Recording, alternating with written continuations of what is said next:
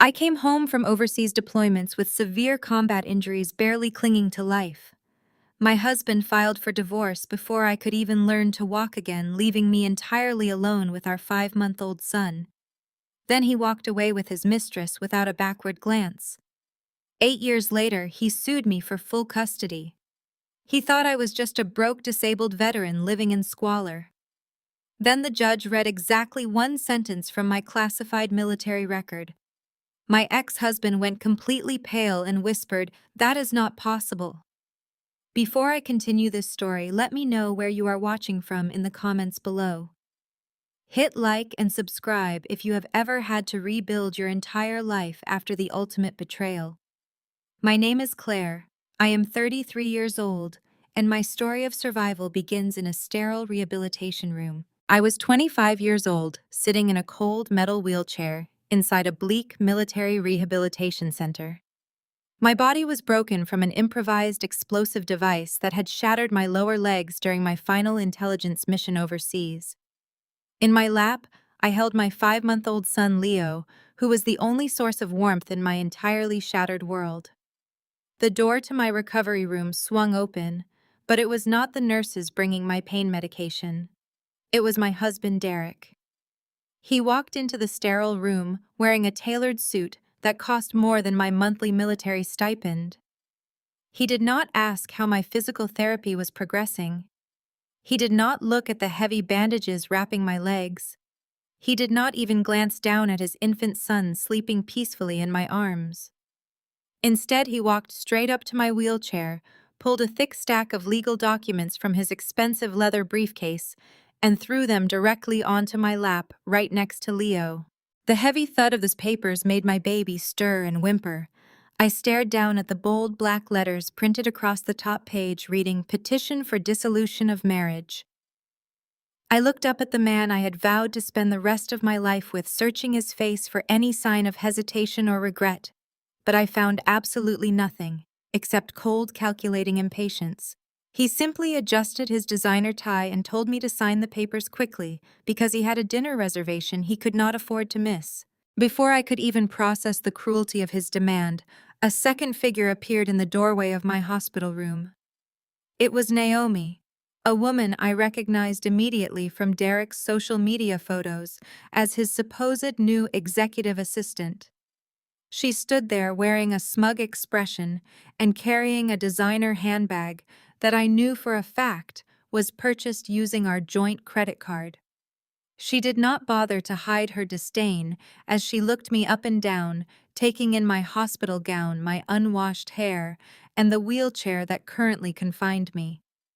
"Well," she drawled, her voice dripping with venom, "I suppose it is true what they say about military wives letting themselves go." She linked her arm through Derek's and sighed dramatically, complaining about the smell of the hospital and how she did not want to miss their reservation at the new French restaurant downtown. The sheer audacity of her presence felt like a physical blow. She was wearing my favorite perfume, the exact brand Derek had bought for my birthday 2 years prior. I realized in that suffocating moment that their affair had likely been going on long before I was ever injured. They stood together, a picture of perfect health and wealth, while I sat broken and bleeding, holding a child that Derek was clearly eager to abandon just so he could maintain his pristine image. I finally found my voice, asking him how he could possibly do this to our son. Derek scoffed loudly, echoing through the quiet hospital corridor. He looked at me with a mixture of pity and absolute disgust. He stated flatly that he was a rising financial director who needed a wife who could host charity galas and attend corporate retreats, not a crippled veteran who needed help going to the bathroom. He declared that he could not live his life tethered to a wheelchair or a disabled wife. When I asked about his responsibilities as a father, he actually laughed. He pointed a perfectly manicured finger at me and blamed me entirely for my situation. "You chose to deploy, Claire." He spat, his words dripping with venom. "You chose to play soldier instead of staying home where you belonged. This burden is yours, not mine. I am not letting your mistakes drag down my career or my future." He explicitly refused any custody of Leo, claiming an infant would ruin his lifestyle and that I could figure out how to raise a child on a disability check. The sheer cruelty of his rationalization was breathtaking. He was essentially erasing 11 years of history and 5 months of his child's life simply because I was no longer a convenient accessory for his corporate ambition. The old Claire might have cried. The old Claire might have begged him to stay to remember the vows we took to think about the beautiful boy we created together. But the woman sitting in that wheelchair had survived a war zone and a devastating explosion. I looked at the divorce papers, then at the man who had turned out to be the greatest mistake of my life. I did not shed a single tear. I did not raise my voice or offer them the satisfaction of a breakdown. I reached for the pen resting on my bedside table. My hands were still heavily bandaged and trembling from nerve damage, but I gripped the pen firmly. I signed my name on every required line, leaving drops of blood seeping through my bandages onto the crisp white paper. I handed the documents back to him while holding Leo tightly against my chest. Derek snatched the papers with a triumphant smirk, but before he turned to leave, he delivered his final blow. He informed me that I had exactly 1 week to clear my belongings out of our house because he and Naomi were redecorating.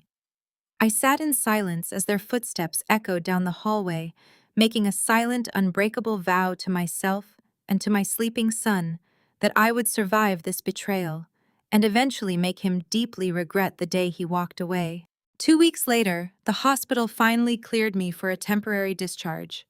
I navigated the world from my wheelchair, exhausted but determined to pack my belongings and find a small apartment for Leo and myself.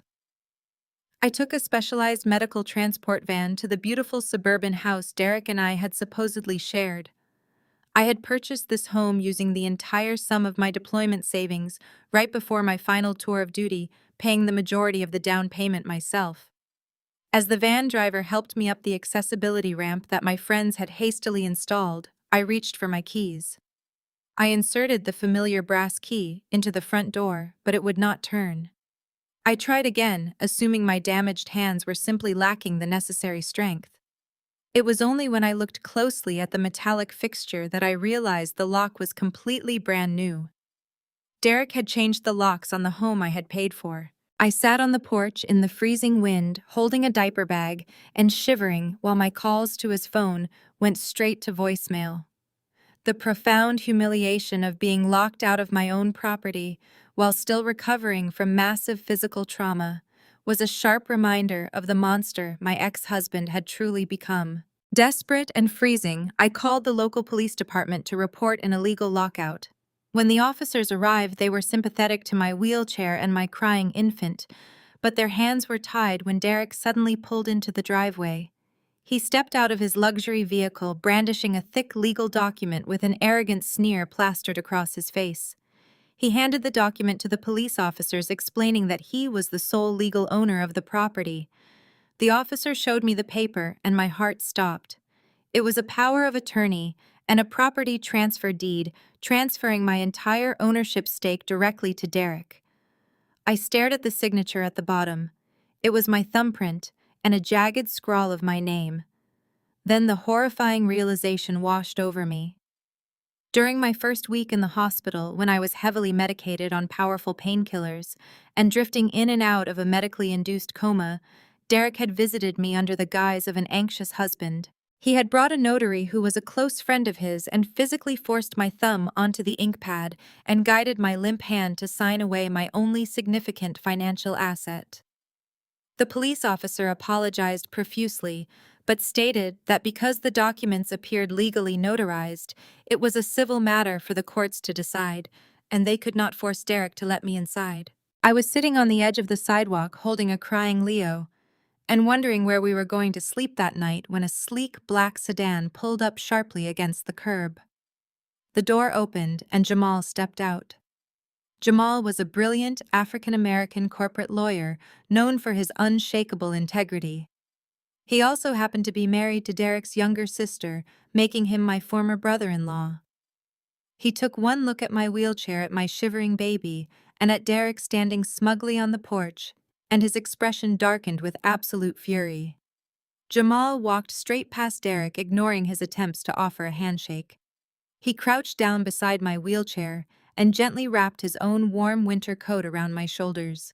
He told me he had heard rumors about what Derek was doing, but he refused to believe anyone could be so heartless until he saw it with his own eyes.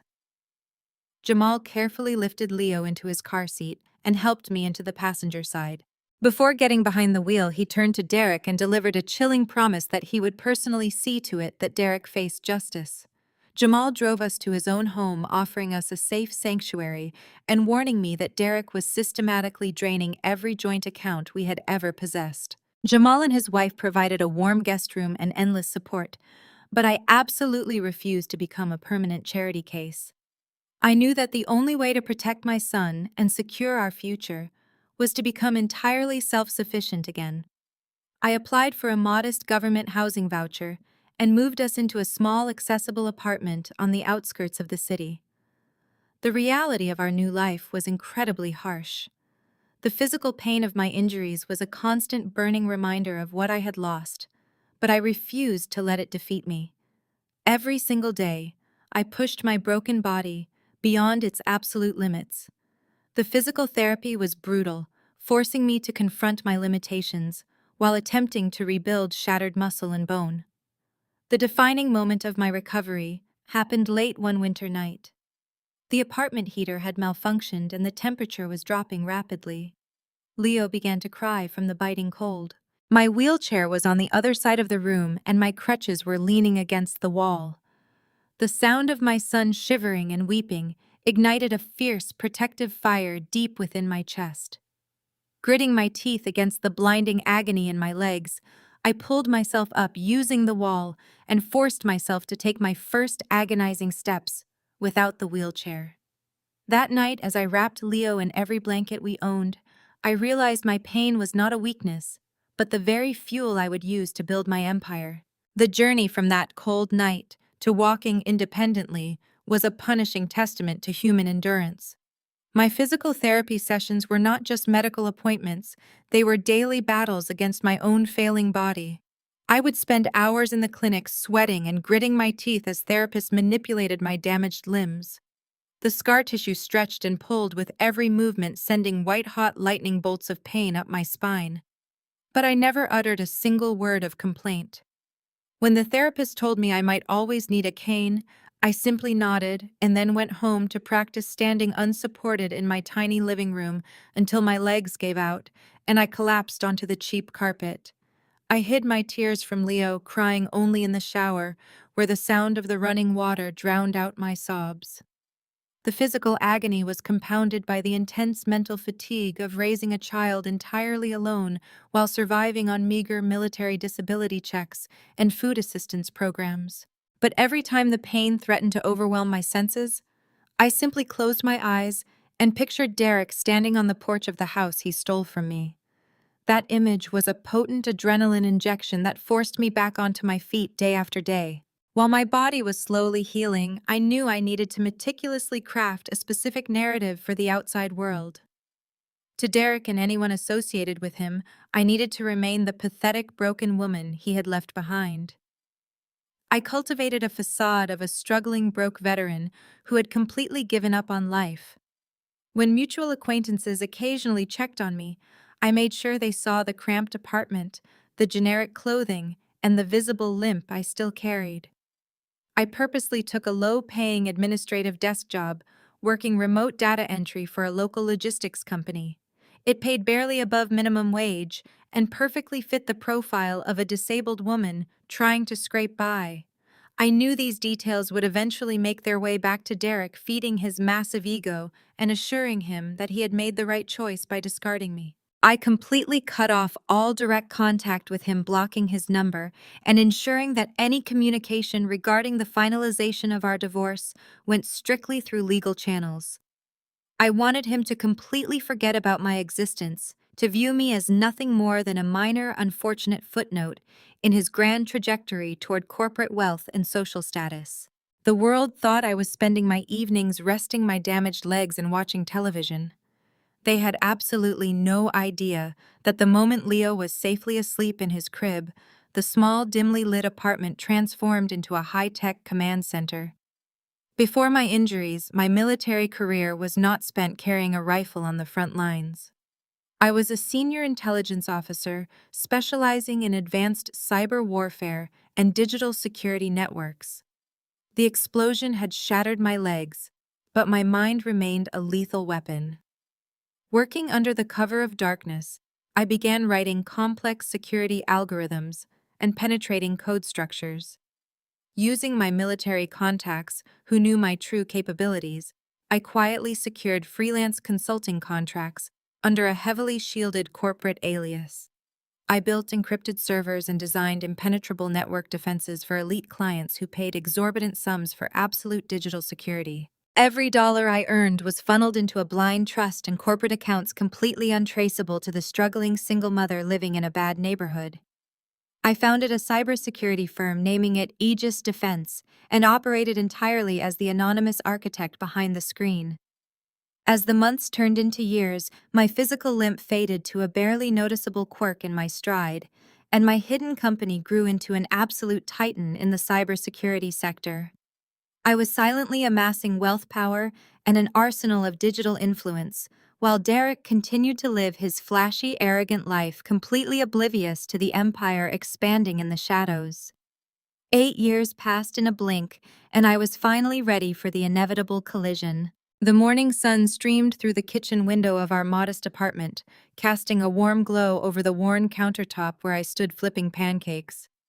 Leo was now 8 years old, sitting at the small dining table swinging his legs and enthusiastically detailing his latest science project about renewable energy. He was a bright, happy child completely untouched by the darkness of the divorce that had fractured his earliest days. I was 33 years old now, moving around the kitchen with a smooth, efficient stride that completely hid the titanium rods and extensive nerve damage in my legs. My secret life as a cybersecurity chief executive remained perfectly concealed behind the carefully constructed facade of an ordinary, struggling single mother. I handed Leo his plate and poured myself a cup of black coffee, relishing the quiet, predictable peace we had meticulously built together over the last 8 years. Then a sharp, forceful knock echoed from the front door, entirely shattering the morning tranquility. I wiped my hands on a dish towel and opened the door to find a man in a rumpled gray suit holding a thick manila envelope.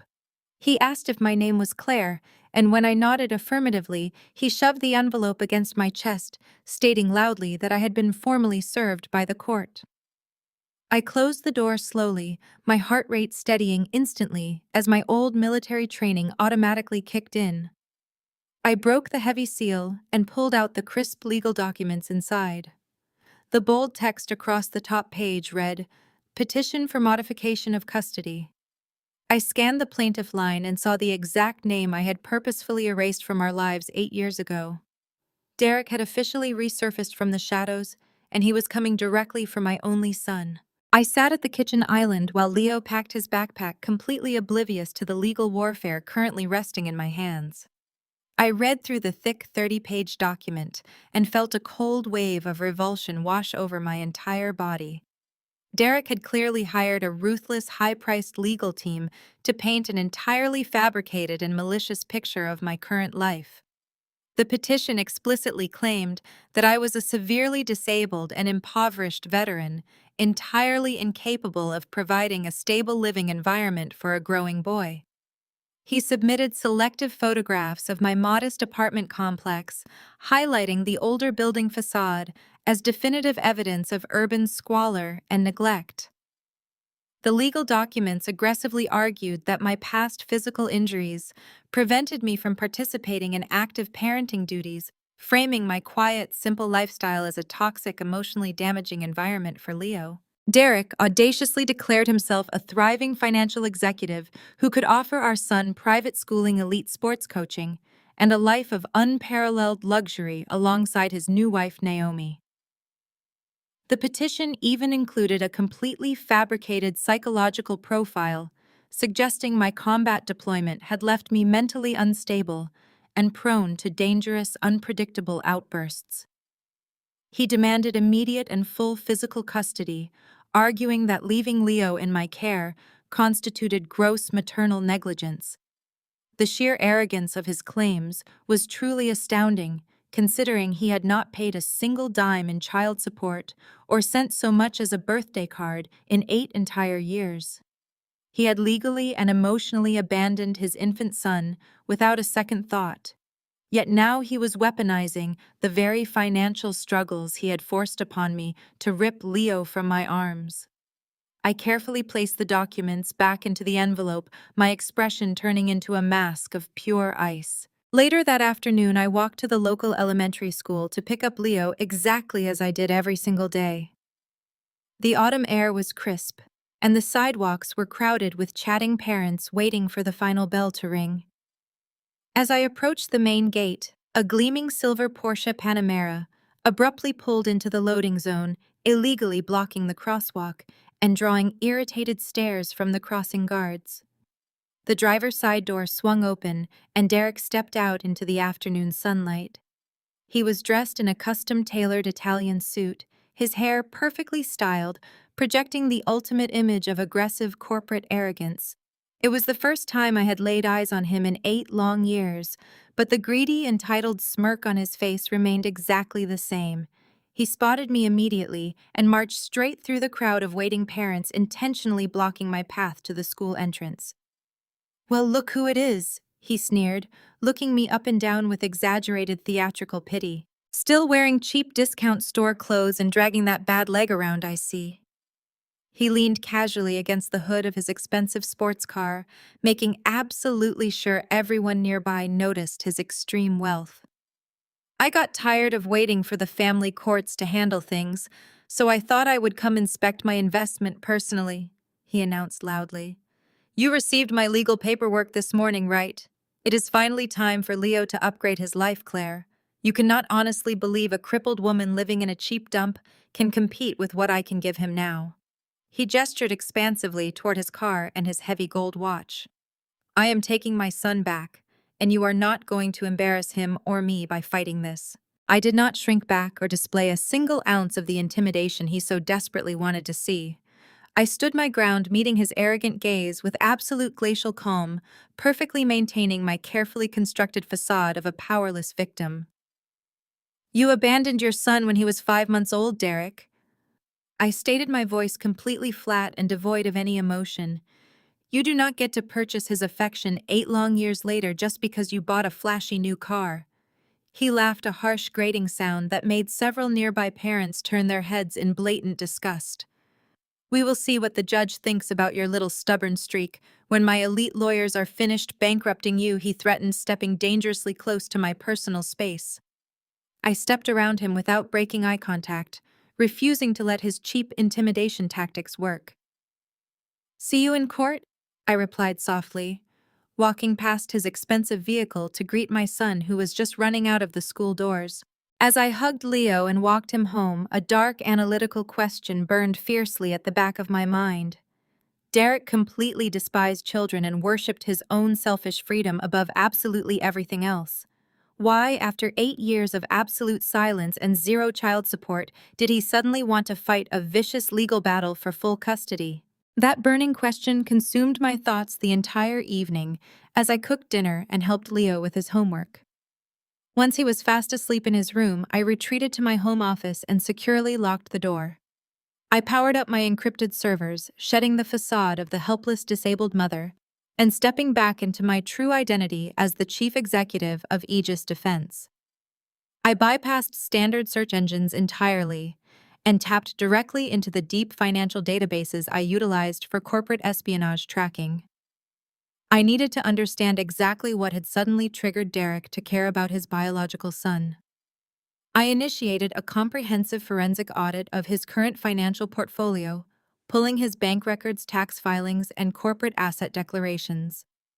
It did not take my algorithms long to discover that despite his flashy sports car and expensive tailored suits, his actual financial foundation was cracking.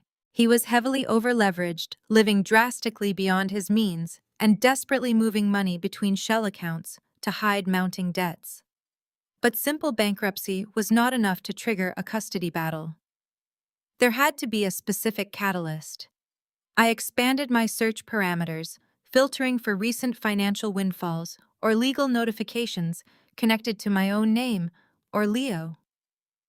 I dug through federal registries, Veterans Affairs databases, and institutional grant records.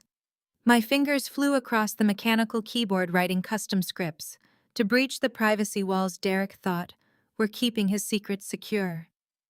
Hours ticked by in the silent apartment, illuminated only by the harsh blue glow of my monitors, until my system finally pinged with a massive match. I stared at the highly classified document displayed on my screen, and the sickening truth behind his sudden paternal interest became crystal clear. The document glowing on my monitor was an official notification from the National Combat Veterans Foundation, an elite and heavily endowed organization that provided substantial financial support to the families of highly decorated wounded military personnel. 2 weeks ago, they had officially finalized their decennial review of combat heroes. Because my classified intelligence mission had directly saved the lives of a dozen Allied operatives before the explosion shattered my legs, they had anonymously selected Leo as a premier beneficiary. The Foundation had established an irrevocable educational and welfare trust fund in my son's name, totaling a staggering $2 million. The money was specifically designated to ensure the child of a severely wounded military hero would have absolute financial security for life. However, the legal fine print contained one critical vulnerability. Until Leo turned 18, the trust required a legal guardian to act as the primary financial custodian to manage the disbursements. Because I had deliberately kept my own financial profile looking impoverished, to maintain my cover, the Foundation had routinely sent legal notices to Derek as the other biological parent, assessing his capability to act as a joint custodian. Derek had intercepted these notices. He had seen a massive pool of unguarded wealth and instantly realized that if he could legally secure full physical and legal custody of Leo, he would gain absolute unhindered control over that $2 million trust fund. He did not want a son to raise or love. He simply wanted a brand new bank account to fund his luxurious lifestyle and pay off his mounting corporate debts.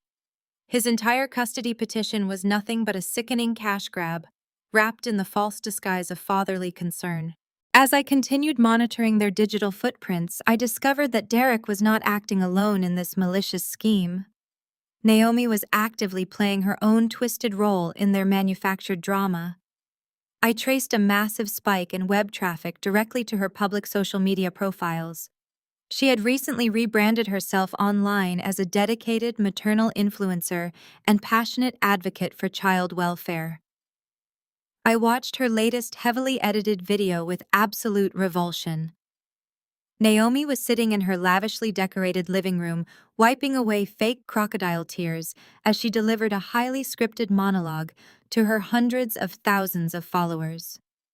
She spun a tragic, entirely fabricated narrative about her husband discovering his estranged son was living in utter squalor with a severely crippled, mentally unstable biological mother. She boldly painted herself as the ultimate savior, a selfless stepmother desperately fighting a broken legal system to rescue an innocent boy from poverty and emotional abuse. She cleverly omitted any mention of my military service, simply describing me as a bitter, disabled woman refusing to let the child thrive. The comment section was instantly flooded with sympathy and outrage from her gullible followers, but the true sickness of her performance lay at the bottom of the post.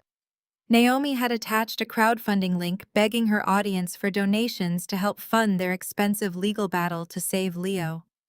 She was using my physical injuries and my son's existence to farm viral engagement, monetize sympathy, and directly solicit cash from unsuspecting strangers online. They were aggressively monetizing a custody battle they had initiated out of pure greed, turning my quiet, carefully protected life into cheap internet entertainment. My secure burner phone suddenly vibrated on the desk, pulling me away from the glowing monitors. I recognized the encrypted number immediately. It was Jamal calling me securely from his private home office. His voice was hushed and laced with urgent tension when I answered. "Claire, you need to be extremely careful," he warned quietly. ensuring his wife could not hear him from the other room. Derek and Naomi are not just filing standard custody paperwork. They have officially retained the most vicious public relations legal firm in the city. These lawyers specialize in completely destroying the opposing party through dirty media campaigns and character assassination. They are actively planning to drag your name through the mud and use your physical disability as definitive proof of incompetence. Jamal explained that Derek was leveraging his remaining corporate credit to fund this aggressive legal assault, convinced that the $2 million trust fund would easily cover his expenses once he won. I thanked Jamal for the critical intelligence and promised I was more than ready for their attack. I disconnected the call and looked at the calendar hanging on my wall. The court had mandated a mandatory mediation session for the following week before any trial could begin. I smiled coldly, staring into the dark room. I was ready to walk right into their trap. The mandatory mediation took place in a high-end legal suite located in the financial district, designed entirely to intimidate anyone lacking a massive bank account. I walked into the sleek glass-walled conference room, wearing a deliberately faded gray cardigan and practical orthopedic shoes, purposefully maintaining my facade of the struggling disabled veteran. Derek and Naomi were already seated at the polished mahogany table, flanking their aggressive-looking corporate attorney. They looked like they had just walked off a luxury lifestyle magazine shoot. Derek wore a bespoke charcoal suit that screamed Wall Street arrogance, while Naomi was draped in designer silk, her wrists heavy with glittering gold bracelets purchased with the money he was actively hiding from creditors. When I entered the room, they did not even bother to hide their contempt. Naomi openly wrinkled her nose, looking me up and down with an exaggerated expression of extreme pity, while Derek simply leaned back in his plush leather chair, projecting absolute dominance. The court-appointed mediator, a quiet older woman, sat at the head of the table trying to establish a tone of civil cooperation, but the hostile energy radiating from their side made her efforts entirely pointless. Derek checked his expensive watch with a loud theatrical sigh, making it perfectly clear that he considered this mandatory meeting a massive waste of his highly valuable time. I took my seat across from them, resting my plain canvas tote bag on my lap, and kept my posture slightly hunched. I needed them to believe I was exactly the weak, broken woman they wanted me to be. I kept my face carefully blank, waiting patiently for them to reveal the opening moves of their malicious strategy. Derek nodded to his attorney, a sharp-featured man named Vance, who immediately opened a leather portfolio and slid a single crisp document across the polished table. Resting right on top of the legal paperwork was a certified cashier check made out to me in the amount of $50,000. Vance folded his hands and leaned forward, delivering his prepared speech with practiced condescension. He stated that his client was a remarkably generous man who recognized the immense financial and physical struggles I faced daily. He explained that this check was a one-time tax-free gift meant to help me secure better housing and cover my ongoing medical treatments. However, the generous offer came with a singular non-negotiable condition. The document beneath the check was a full voluntary surrender of all my parental rights. Vance calmly explained that if I signed the paper, Derek would assume immediate and total legal and physical custody of Leo. In exchange for my complete cooperation, they would graciously allow me one supervised weekend visit per month. Derek jumped into the conversation, claiming he was doing me a massive favor by relieving me of the heavy burden of raising a growing boy while dealing with my severe physical handicaps. He audaciously suggested that I could finally use the money to focus entirely on my own rehabilitation instead of dragging our son down into poverty. He looked at the check, then looked directly into my eyes, expecting me to snatch the money like a starving beggar. They truly believed $50,000 was an astronomical sum to a broke veteran, and that my desperate financial situation would force me to sell my only child without putting up a fight. Before I could even respond to the insulting proposal, Naomi decided it was her turn to perform. She leaned across the table, her heavy perfume filling the space between us, and put on an incredibly fake mask of deep maternal concern. She spoke to me in that sickeningly sweet, high-pitched tone people usually reserve for speaking to small children or stray animals. "Claire, you have to look at the reality of your situation," she cooed, reaching out as if she wanted to hold my hand. I pulled my arm back and her perfectly manicured fingers grasped empty air. She sighed dramatically, withdrawing her hand and glancing at my faded sweater with a barely concealed sneer. "A growing boy needs a complete, successful family," she declared confidently. "Leo needs a large house, a safe neighborhood, and parents who can actually run around with him in the backyard instead of watching him from a wheelchair." She blatantly pointed out that she and Derek could provide vacations, private tutors, and a bright, secure future. "You are clearly struggling just to keep the lights on and buy groceries," she continued, her voice laced with poisonous fake pity. "It is incredibly selfish to keep him trapped in that tiny apartment when we can give him the absolute world." She framed her malicious greed as the ultimate act of charity, attempting to gaslight me into believing that fighting for my son made me a terrible mother. She painted my modest lifestyle as an active danger to Leo, pushing the narrative that a child's happiness was entirely dependent on corporate wealth and a two-parent household. She finished her speech by urging me to take the money and do the right thing for once. I looked down at the $50,000 check resting on the table. Slowly, I reached out and picked it up, holding it between my fingers while the entire room held its breath. Then, with deliberate, measured precision, I ripped the thick paper straight down the middle.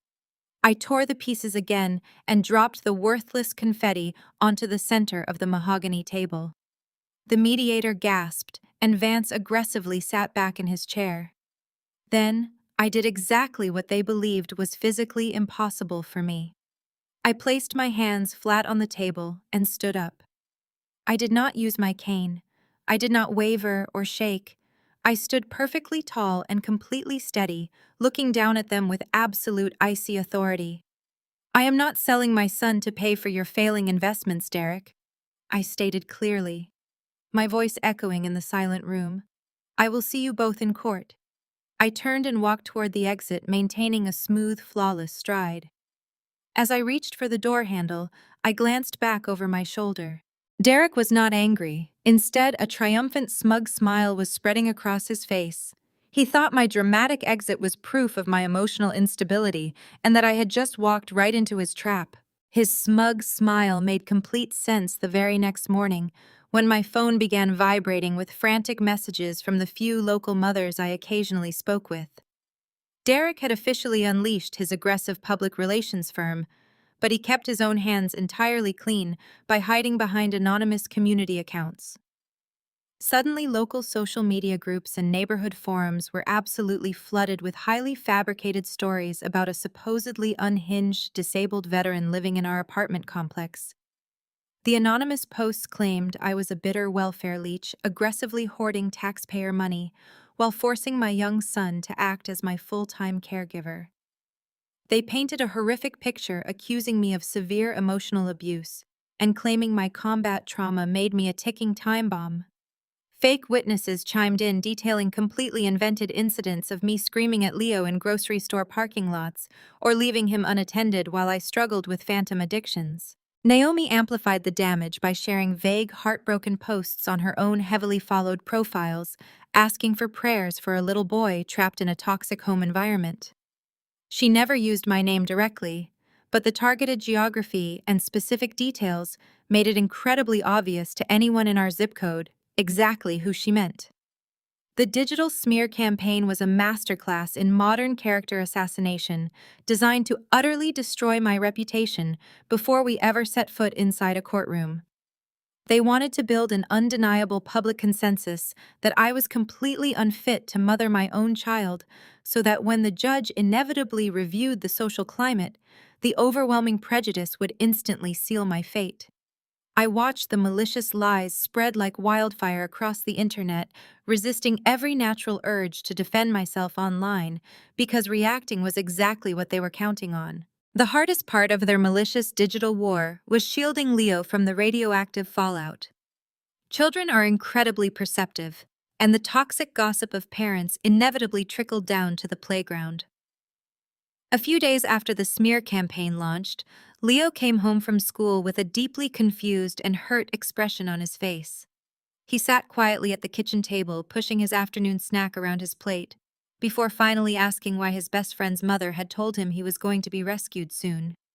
My heart shattered into a million pieces, hearing how their manufactured drama was actively damaging my son's sense of security.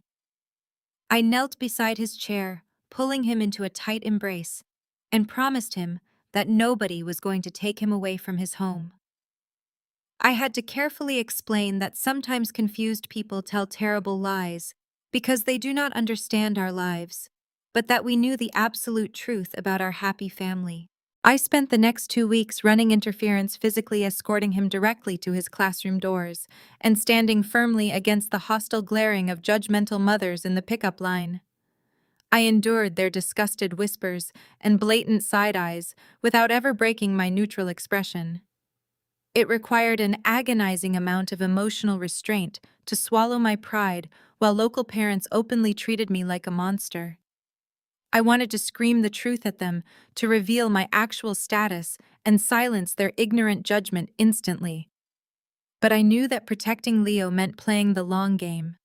I swallowed the daily humiliation, bearing the intense maternal rage deep inside my chest, and simply focused on making our apartment a fortress of love and absolute stability, while the storm raged outside our walls. While the public humiliation intensified, I scheduled an urgent meeting with my court-appointed family attorney, a well-meaning but easily intimidated man who knew absolutely nothing about my hidden corporate empire. He paced nervously around his cramped office, holding printouts of the vicious online rumors and begging me to let him release a statement refuting the poverty claims. He argued that we needed to immediately submit whatever meager savings I had to prove I could at least provide basic necessities. I sat calmly across from his desk and delivered a strict, unyielding directive. I explicitly instructed him to do absolutely nothing. I forbade him from releasing any statements defending my character or my financial stability. I told him to formally submit the required financial disclosure forms showing exactly what Derek expected to see: a completely empty bank account, a low-paying remote data entry job, and an utter reliance on basic military disability stipends. My attorney looked at me as if I had completely lost my mind, warning me that leaning into their narrative was equivalent to committing legal suicide in a custody battle. I ignored his frantic warnings and signed the official disclosures that painted me as a destitute, struggling woman barely clinging to the edge of the poverty line. I needed Derek and his aggressive legal team to feel entirely secure in their overwhelming superiority. I deliberately allowed them to build their entire legal strategy on the false premise of my extreme financial vulnerability. By legally confirming their worst accusations about my bank accounts, I was actively encouraging them to bet all their remaining borrowed money on a guaranteed victory. I was happily handing them the very rope they would soon use to hang themselves. The setup was finally complete. That evening, my secure burner phone illuminated with a brief encrypted text message from Jamal, confirming that Derek's attorneys had received my bleak financial disclosures and were openly celebrating their imminent victory. Derek was now moving forward with absolute blind confidence, entirely convinced he had successfully backed a helpless, crippled woman into an inescapable corner. He had locked his entire legal strategy into a narrative that depended solely on my lack of resources and social standing. What he failed to realize was that an opponent who appears to surrender without a fight is usually leading you directly into an ambush. I powered down the burner phone and logged back into my heavily encrypted servers, watching the massive data streams of my actual corporate wealth flow across the multiple screens. The smear campaign, the financial deception, the mediation trap were all perfectly aligned, exactly as I had calculated. I had endured the public humiliation and the heart-wrenching questions from my son, but the time for passive defense was officially over. Derek had built a magnificent, towering house of cards based entirely on a ghost.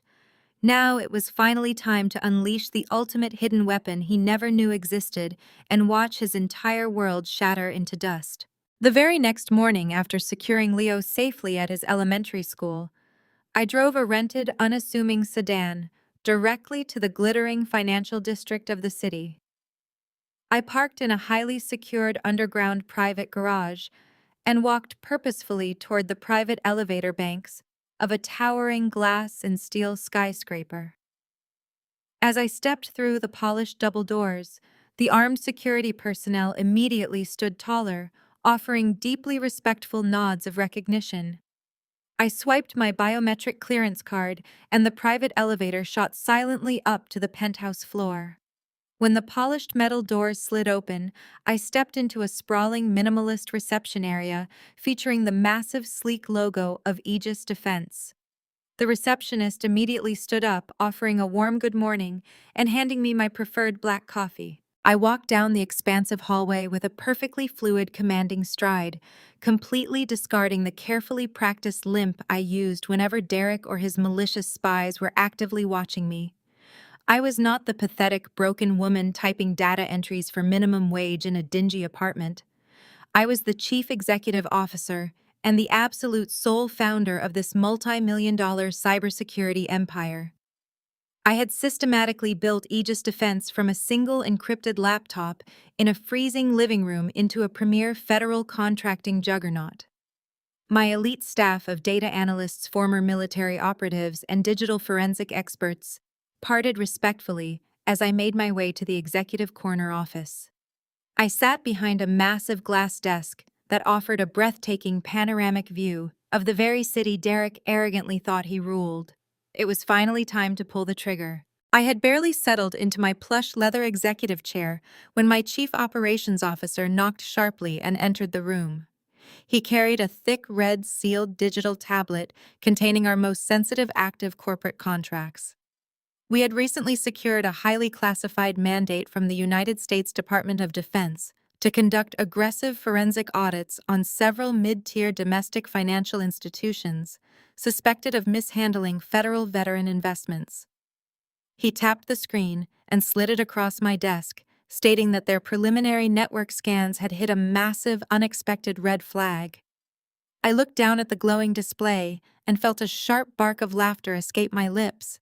The irony was so absolutely staggering, it felt perfectly scripted by a cinematic director.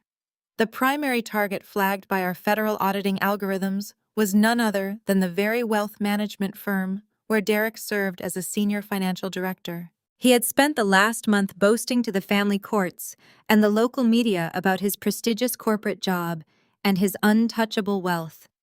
He had aggressively used that exact job title to humiliate me in the school parking lot.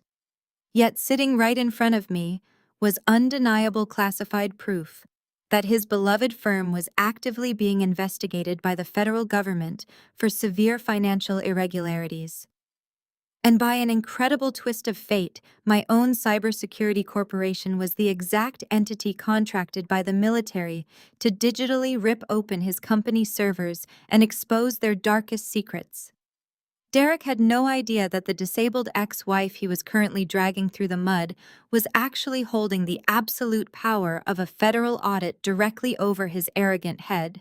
I immediately ordered my lead forensic analyst to initiate a deep, comprehensive dive into his specific department, isolating his personal executive accounts from the broader corporate network. Within 2 hours, the hidden ugly truth behind his entire malicious custody battle laid bare on my monitors. Derek was not just over-leveraged and struggling with mounting credit card debt. He was actively committing massive corporate fraud on a terrifying scale. The data streams clearly showed a desperate pattern of blatant embezzlement. He had been quietly siphoning hundreds of thousands of dollars from his wealthy clients to fund his lavish lifestyle, his luxury sports cars, and Naomi's endless designer shopping sprees. But the market had recently turned heavily against his hidden investments, and his secret deficit had rapidly ballooned into the millions. His company was secretly teetering on the absolute brink of total bankruptcy entirely because of his criminal actions. Suddenly, the missing pieces of the puzzle slammed into place with terrifying clarity. He did not just want to manage Leo's $2 million veteran trust fund to buy another vacation house or a nicer car. He needed that specific pile of untraceable cash as a desperate lifeline to silently replace the money he had stolen from his clients before the upcoming quarterly audits caught him red-handed. If he failed to secure full legal custody and immediately drain my son's trust fund, he was not just going to go broke. He was going to face federal prison time for massive wire fraud and grand larceny. His sudden, overwhelming desire to be a devoted father was nothing more than a frantic, terrifying scramble to save himself from a prison cell. I immediately issued a strict executive order to my entire analytical team. I commanded them to securely lock down every single byte of financial data we had harvested and to maintain absolute radio silence. I explicitly forbade them from forwarding our preliminary findings to the Department of Defense just yet. I needed Derek to feel completely safe and entirely convinced that his dark secrets were still buried deep underground. If the federal authorities moved in too quickly, he would instantly play the victim and try to negotiate a lenient plea deal.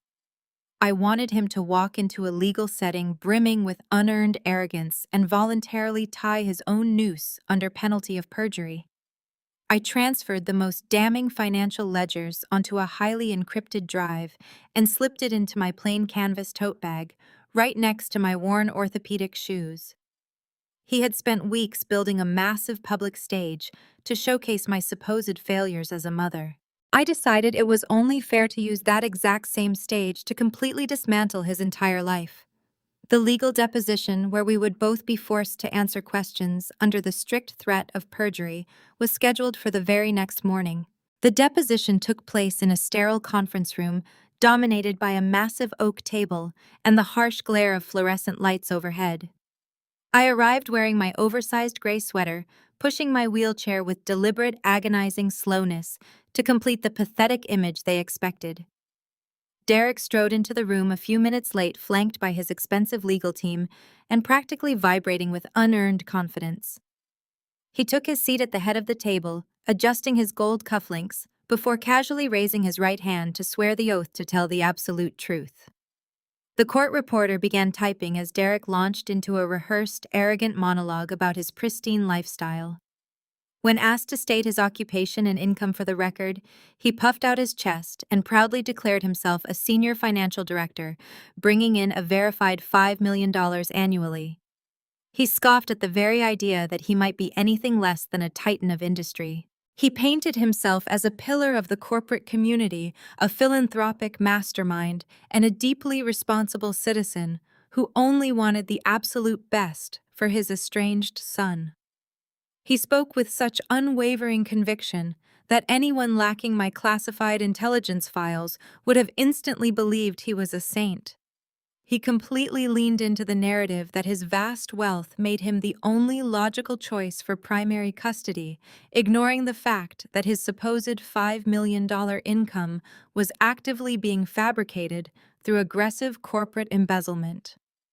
I kept my eyes fixed firmly on the polished wood of the table, allowing him to comfortably build his towering monument of lies. Every single arrogant word he uttered was being officially transcribed permanently, locking him into a legally binding web of perjury that he was enthusiastically weaving himself. My attorney, an unassuming man who still believed I was genuinely destitute, began his cross-examination with a series of deceptively mild questions about the initial divorce. I had strictly instructed him to gently bait Derek regarding the financial aspects of my hospital stay. When asked about his financial contributions during my recovery, Derek did not even hesitate to commit blatant federal perjury. He looked the court reporter dead in the eye and confidently stated that he had personally paid hundreds of thousands of dollars out of pocket to cover my extensive combat rehabilitation and physical therapy. He claimed he had entirely bankrolled my medical care out of the goodness of his heart, only to have me ungratefully and voluntarily abandon our marital home. He spun a sickeningly heroic tale detailing how he had begged me to stay, claiming I packed my bags in the dead of night to spite him, while my supposed combat trauma made me erratic and determined to live in poverty. I listened to him completely rewrite history, erasing the memory of him changing the locks and forcing my bleeding hand to sign away my property. He boldly testified that he had left the front door wide open for me, but I had selfishly chosen to drag our infant son into a life of squalor out of pure stubbornness. He spoke with such passionate fake sorrow that his own attorney nodded in sympathetic agreement. My hands rested quietly in my lap holding the hidden encrypted drive that contained the exact bank statements proving he had never spent a single cent on my medical care. He was digging his grave deeper with every breath, completely unaware that the shovel he was using had been handed to him by the very woman he was currently insulting. The deposition then shifted its focus to Naomi. She took the seat across from me, with the polished confidence of a woman who believed beauty, money, and performance could replace the truth. Under oath, she claimed she had been Leo's loving maternal figure since infancy, changing diapers, mixing formula, buying clothes, and caring for him while I recovered from my injuries. I did not react. I did not correct her. I simply let her keep talking. Every soft emotional word she spoke was another permanent lie locked into the official transcript. She had no idea that I already knew exactly where she had been during those months, and the internet had preserved every ugly detail for me. I sat in complete silence throughout the grueling 4-hour deposition, keeping my expression carefully neutral while methodically cataloging every single instance of perjury they committed. They had arrogantly marched into a federal legal proceeding and blatantly lied about their income, their past actions, and their absolute devotion to my son. The court reporter dutifully captured every fabricated sentence, permanently sealing their devastating legal fate into the official public record.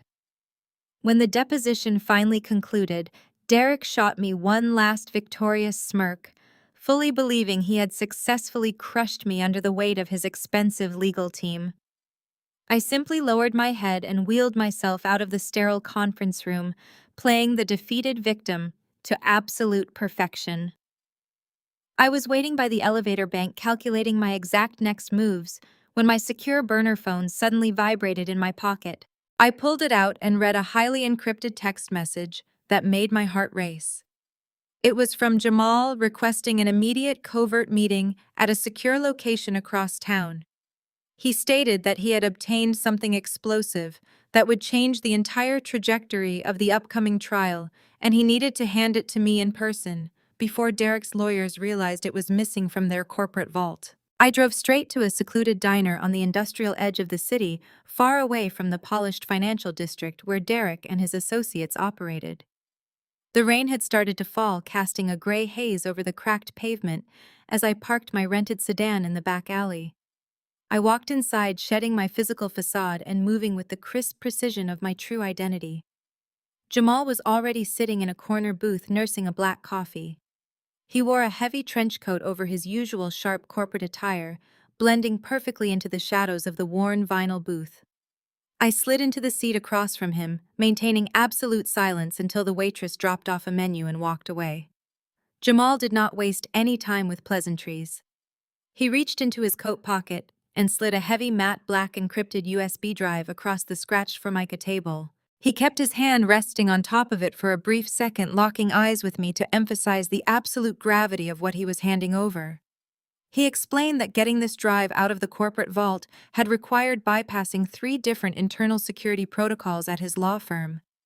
He was risking his entire career and his legal license to sit in this diner with me today. I took the drive, slipping it securely into the inner pocket of my jacket. I asked him why he was willing to throw away everything he had built just to help a former sister-in-law he barely knew anymore. Jamal took a slow sip of his coffee, his jaw tightening with a mixture of deep exhaustion and simmering resentment. Jamal leaned forward, his voice dropping to a harsh whisper. He confessed that he had spent the last 8 years watching Derek and Naomi parade around the city pretending to be paragons of corporate virtue while secretly behaving like absolute monsters behind closed doors. As an African-American man who had fought tooth and nail for every single ounce of respect in the corporate legal world, Jamal despised the extreme unearned entitlement Derek weaponized daily. He detailed how Derek ruthlessly bullied his junior financial analysts, hurling vicious insults and threatening their careers just to feed his massive ego. But the emotional abuse of his staff was only the tip of the iceberg. Jamal revealed that his role as corporate counsel gave him a front-row seat to Derek's blatant disregard for federal regulations. He had quietly documented a disturbing pattern of Derek completely ignoring legal compliance protocols, creating a toxic work environment built entirely on fear and financial coercion. Jamal explained that he could no longer stand by and watch his own brother-in-law use his wealth to crush innocent people, especially after he witnessed Derek gleefully plotting to steal Leo away from a woman he believed was entirely defenseless. He stated that the legal profession was meant to protect the vulnerable, not serve as a heavily armed shield for arrogant predators. The USB drive contained years of internal communications, human resources complaints, and hidden emails that definitively proved Derek was a ruthless tyrant who believed the law simply did not apply to him. But then Jamal paused, his expression turning incredibly grim, and warned me that the corporate bullying was nothing compared to the financial crime buried in the deepest encrypted folder on the drive. He told me to brace myself before explaining what he had found buried in a restricted archive. 8 years ago, while I was fighting to survive in that military hospital, the Department of Defense had authorized a massive combat injury compensation payout for my severe wounds. It was a tax-free federal grant of $500,000 specifically allocated to cover my lifelong disability care and secure a foundation for my infant son. Jamal looked me dead in the eye and revealed that Derek had intercepted the federal notification. Using the exact same forged power of attorney he used to steal my house, Derek had illegally routed the entire $500,000 directly into an offshore shell account he controlled. He had brazenly forged my signature on federal military documents, stealing money directly from the United States government while simultaneously throwing me out onto the street. The sheer magnitude of the crime left me breathless.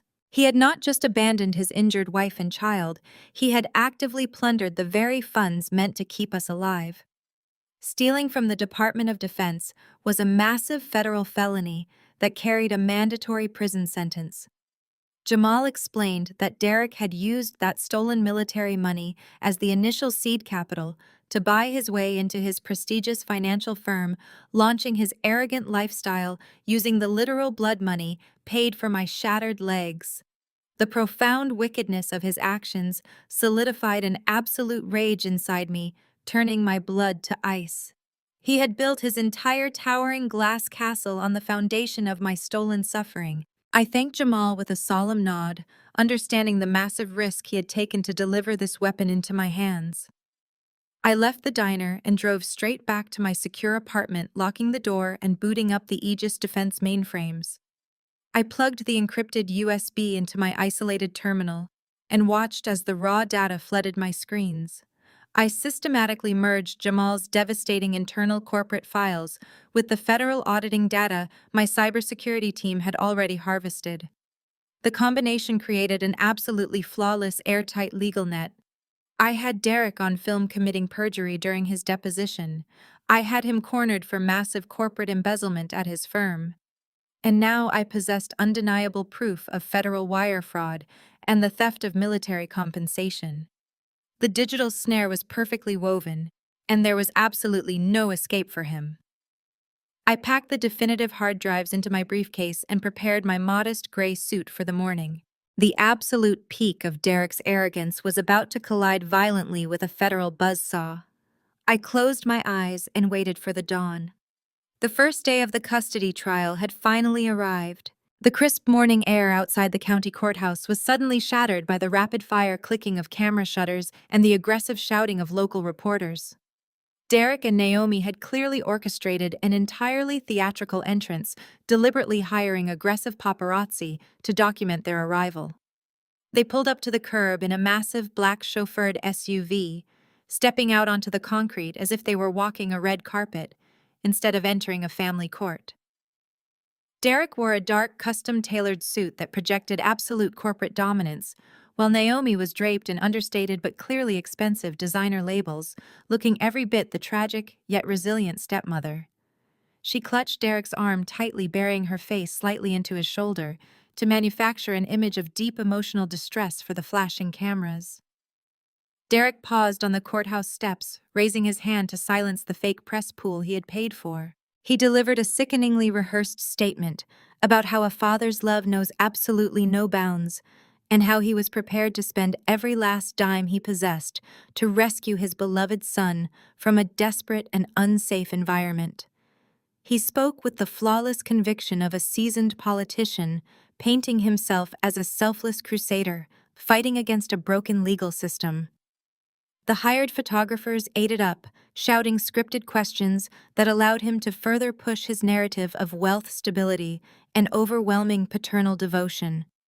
It was a perfectly executed public relations stunt designed to ensure the judge would already be biased by the morning news cycle before the trial even began. They wanted the entire city to view them as the ultimate power couple arriving to claim their rightful prize.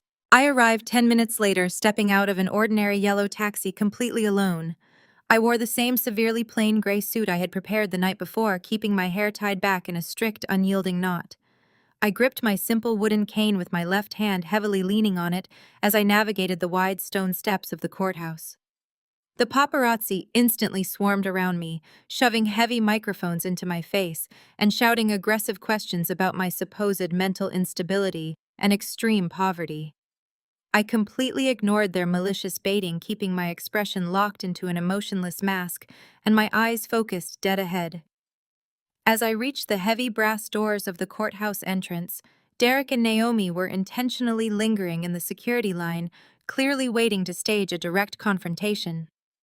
Derek stepped out of the line, making sure his expensive legal team was blocking the view of the nearest security guards.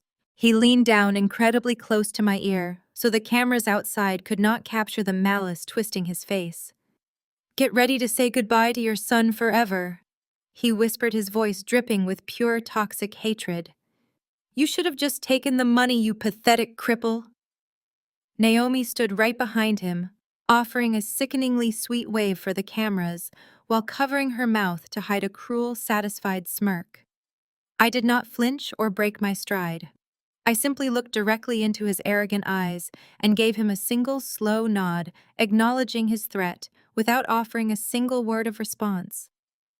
He mistook my silence for absolute terror, chuckling darkly as he turned and confidently strode through the metal detectors, fully believing he had already won the war before the first battle even commenced. The atmosphere inside the courtroom was incredibly suffocating, heavy with the kind of tense electric silence that precedes a massive storm. I took my seat at the defense table next to my bewildered attorney, placing my simple canvas bag gently on the floor. Across the aisle, Derek and his high-priced legal team spread out an intimidating mountain of glossy binders and presentation boards. The heavy wooden door behind the bench swung open, and Judge Harrison entered the room. He was a notoriously strict, no-nonsense magistrate, with decades of experience on the bench, commanding immediate respect the second he struck his heavy wooden gavel. The sharp crack echoed against the high ceilings, officially initiating the trial.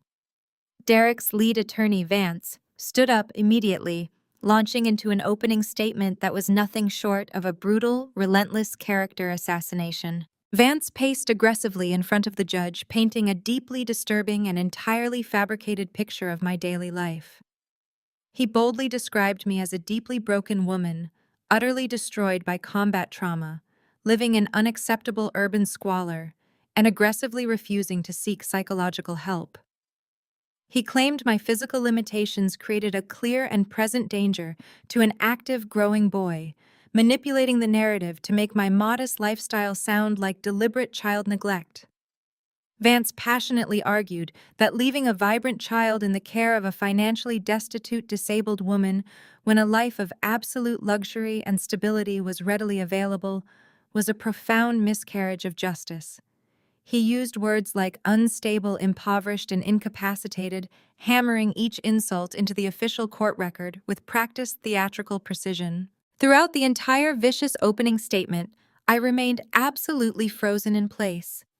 I sat perfectly straight in my hard wooden chair, refusing to let my shoulders slump or my hands tremble. My eyes remained locked onto Vance with the cold, calculating precision of a seasoned intelligence officer tracking a target. I did not shake my head in denial or whisper frantic objections to my lawyer. I allowed the heavy, suffocating weight of their malicious insults to fill the room, absorbing every single lie without displaying a fraction of the emotional breakdown they desperately wanted the judge to see. Derek watched my unnatural stillness from across the aisle, his initial smugness flickering briefly into momentary confusion before settling back into arrogant certainty. He mistook my absolute glacial calm for the catatonic shock of a defeated woman who knew she had entirely lost the war. As Vance finally concluded his opening remarks and returned to his seat, the opposing legal team began eagerly unpacking a stack of heavily doctored medical records and fabricated financial statements. They were highly mobilized and practically vibrating with malicious excitement, ready to call their very first witness to the stand. The trap was perfectly primed, and Derek's highly paid team was actively preparing to unleash what they believed would be their absolute killer blow. Vance officially calls his first expert witness to the stand, a highly paid private psychologist who has never once spoken to me or evaluated my actual mental state. The psychologist testifies based solely on Derek's fabricated affidavits, claiming I suffer from crippling combat-induced trauma that severely endangers my child. Vance aggressively paints a portrait of a completely unhinged woman, prone to violent, unpredictable outbursts and deep depressive episodes. He argues that my physical disability is merely the surface of a much deeper and more dangerous psychological rot spreading through my mind.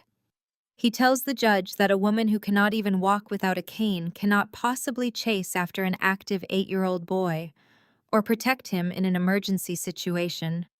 He systematically tears apart my character, reducing my honorable military service to a shameful liability that makes me entirely unfit for basic motherhood. He claims my flat refusal to accept Derek's initial $50,000 buyout during the mediation session is absolute proof of my irrational and vindictive nature, confirming my inability to make sound choices. He argues to the court that I am intentionally holding Leo hostage in a life of desperate poverty, purely out of spite for my successful ex-husband. Every single word Vance delivers is a carefully calculated dagger designed to strip away my humanity and present me as a monstrous, unfit caregiver who prioritizes pride over her son. He paints my quiet stoicism in the courtroom not as strength, but as catatonic detachment, further leaning into his false narrative of severe mental illness. He asks the judge how a woman living on meager government handouts can possibly provide the emotional or developmental support a growing child urgently requires in today's world. The entire speech is a masterclass in aggressive character assassination, attempting to completely rewrite my identity from a wounded veteran into a negligent hazard. I sit perfectly still, refusing to give them the reaction they desperately crave, simply absorbing the vicious assault with cold, calculating precision while securing my ultimate victory. Vance then directs the court's attention to a large multimedia screen, setting up his next wave of character assassination with highly dramatic flair.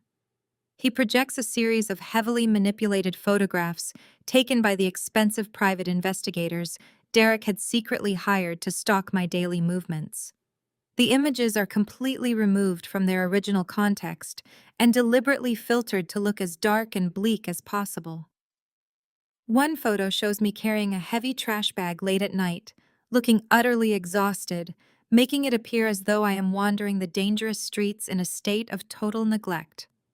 Another displays the exterior of my apartment building, taken on a dreary, rainy day, specifically to emphasize the chipped paint and narrow alleyways, completely ignoring the warm, safe, and immaculate home I had built inside for my son. But the most infuriating piece of fabricated evidence is a set of heavily altered employment and medical logs presented to the judge. Vance confidently submits paperwork claiming I routinely abandon Leo for hours every single night to work grueling minimum wage, data entry jobs, just to keep the lights on and buy cheap groceries. He waves these printed documents in the air, shouting that a mother who leaves her child neglected in a terrible neighborhood to work overnight shifts is committing textbook child endangerment. In reality, those late-night hours were spent securely locked in my home office, managing the highly classified corporate operations of Aegis Defense, while Leo slept safely and soundly just down the hall. Yet to the uninformed courtroom, I looked exactly like a desperate, negligent mother, entirely incapable of providing basic stability or parental supervision. Vance even introduces fake statements from supposed neighbors, claiming they constantly hear shouting from my apartment, further reinforcing the false narrative of my intense emotional instability.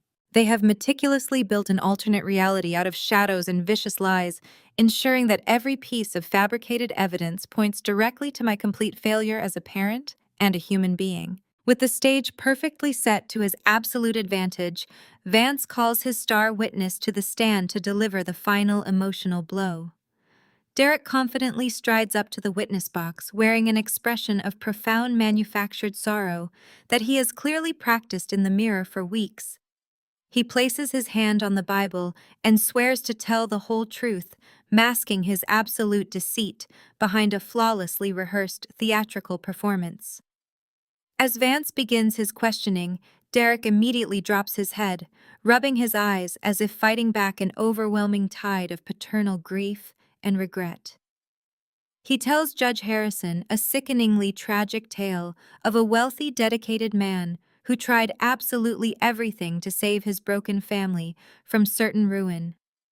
He chokes back fake tears, claiming he offered me endless financial support, top-tier medical care, and a beautiful home during my initial combat recovery, but I viciously rejected it all out of blind pride. I gave her absolutely everything a husband could possibly give, he testifies, his voice trembling with artificial heartbreak that echoes through the room. But she chose to live in abject poverty.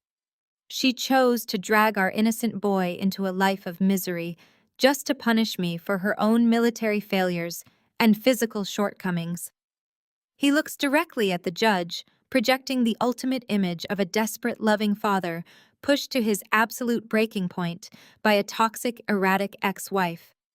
I sit in my wheelchair, watching him deliver this Oscar-worthy monologue without flinching or breaking eye contact, allowing him to perjure himself completely. He audaciously claims that he has spent the last 8 years agonizing over Leo's safety, blocked at every single turn by my supposed abusive behavior and refusal to co-parent. He begs the court to intervene, stating he only wants to save his son from a miserable existence and provide the loving, stable home that I maliciously denied him since birth. His performance is so deeply convincing that a hushed, sympathetic silence falls over the entire courtroom, solidifying his false victimhood. Once the dramatic tears have served their ultimate purpose, Derek seamlessly transitions into the most critical phase of his testimony, focusing entirely on his overwhelming financial superiority. Prompted by Vance, he eagerly details his extravagant lifestyle to the court, entirely dropping the grieving father act to bask in his own bottomless arrogance and greed. He proudly lists his multi-million-dollar annual salary, his sprawling downtown penthouse, his fleet of luxury sports vehicles, and his elite country club memberships with absolute glee. He submits a massive, heavily padded financial portfolio into evidence, boasting that he has already secured a permanent spot for Leo at the most prestigious private academy in the entire state. He talks extensively about planned international vacations, expensive private tennis lessons, and a comprehensive educational trust fund he has supposedly established to guarantee the boy's future success in the corporate world. He paints a vivid, colorful picture of a royal lifestyle, aggressively arguing that denying Leo access to this immense wealth would be a horrific crime against the child's potential and overall well-being. He smugly asserts that his massive financial empire makes him the absolute only logical and responsible choice for primary custody, completely obliterating my meager government disability checks by comparison. He leans back in the heavy wooden witness chair, crossing his arms with absolute certainty that he has completely sealed his legal victory and crushed my spirit. He looks over at the defense table, offering me a fleeting, arrogant smirk, fully believing he has buried me under an inescapable mountain of cash and perfectly fabricated lies. As the courtroom silently absorbs the sheer magnitude of his boasted wealth and ultimate power, my unassuming attorney calmly gathers his yellow legal pads, pushes his chair back, and slowly stands up to begin the cross-examination. My unassuming attorney approached the witness stand with a deliberately slow, shuffling gait that made him look entirely out of his depth. He adjusted his glasses and leafed through a plain yellow legal pad, offering Derek a polite, almost apologetic smile. He began the cross-examination not with aggressive accusations, but with incredibly mundane, seemingly weak questions about Derek's initial entry into the wealth management sector.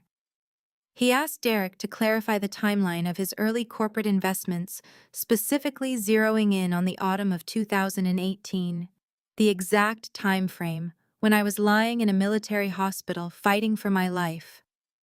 Derek visibly relaxed, leaning back in the heavy wooden chair and treating my lawyer like an irritating but harmless gnat.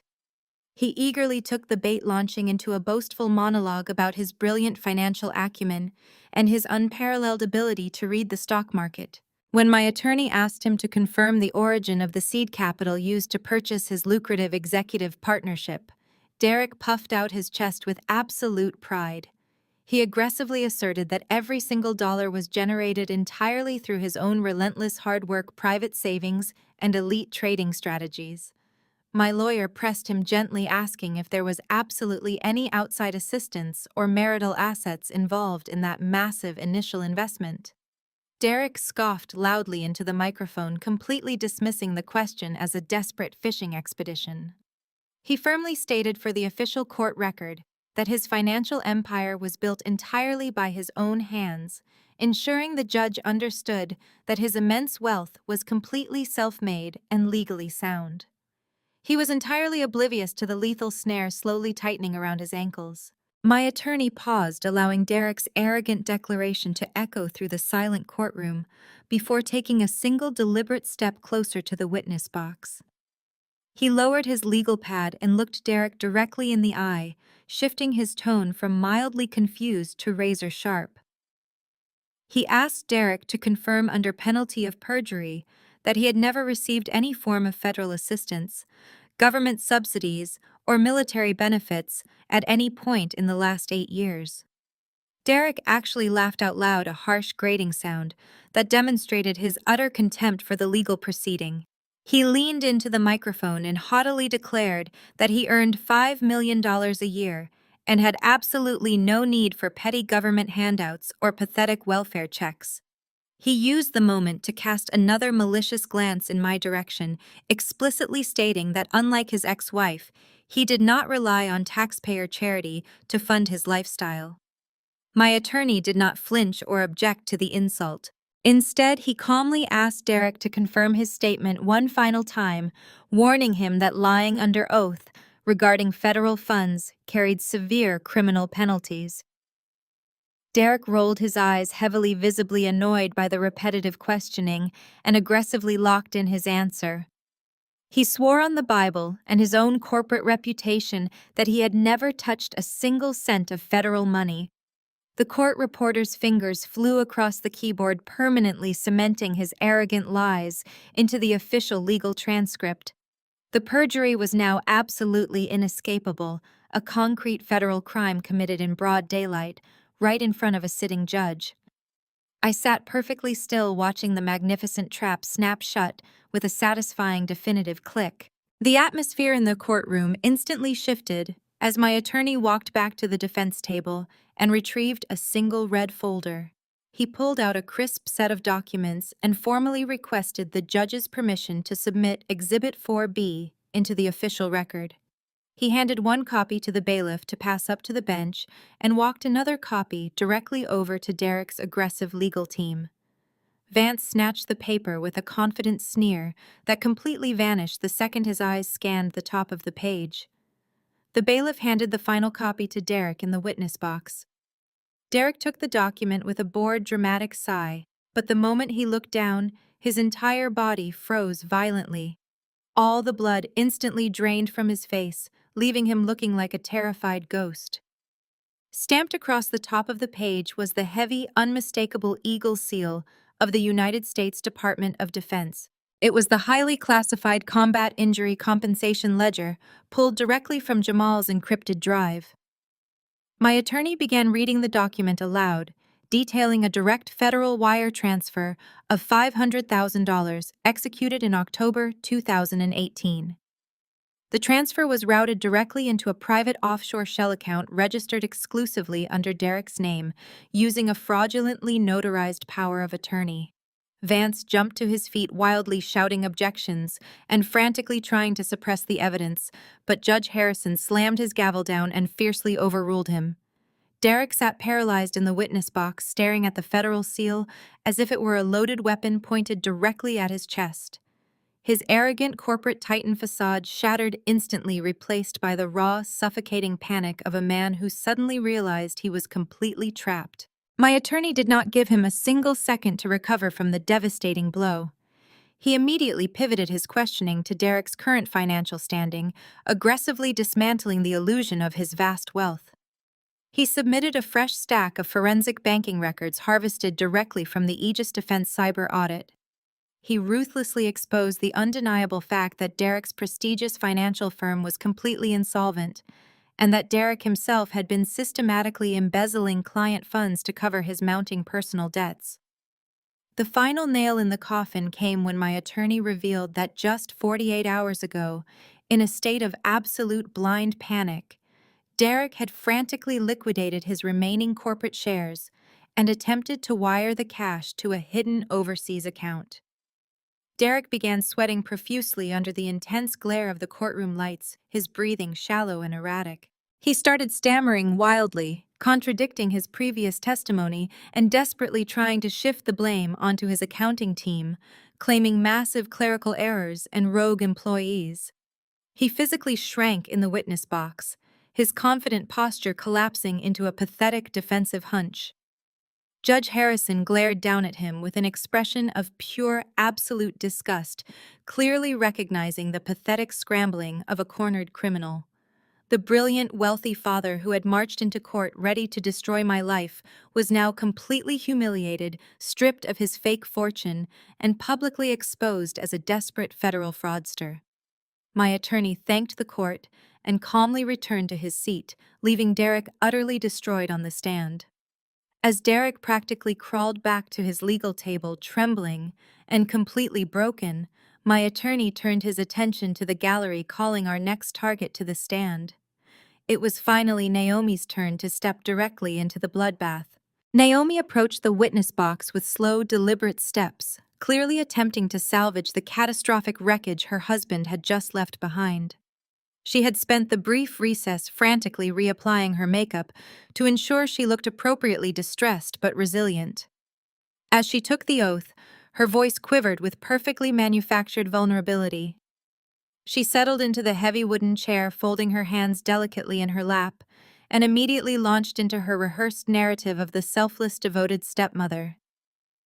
When her attorney prompted her to describe her relationship with Leo, she pressed a manicured hand to her chest and allowed a single pristine tear to trace its way down her cheek.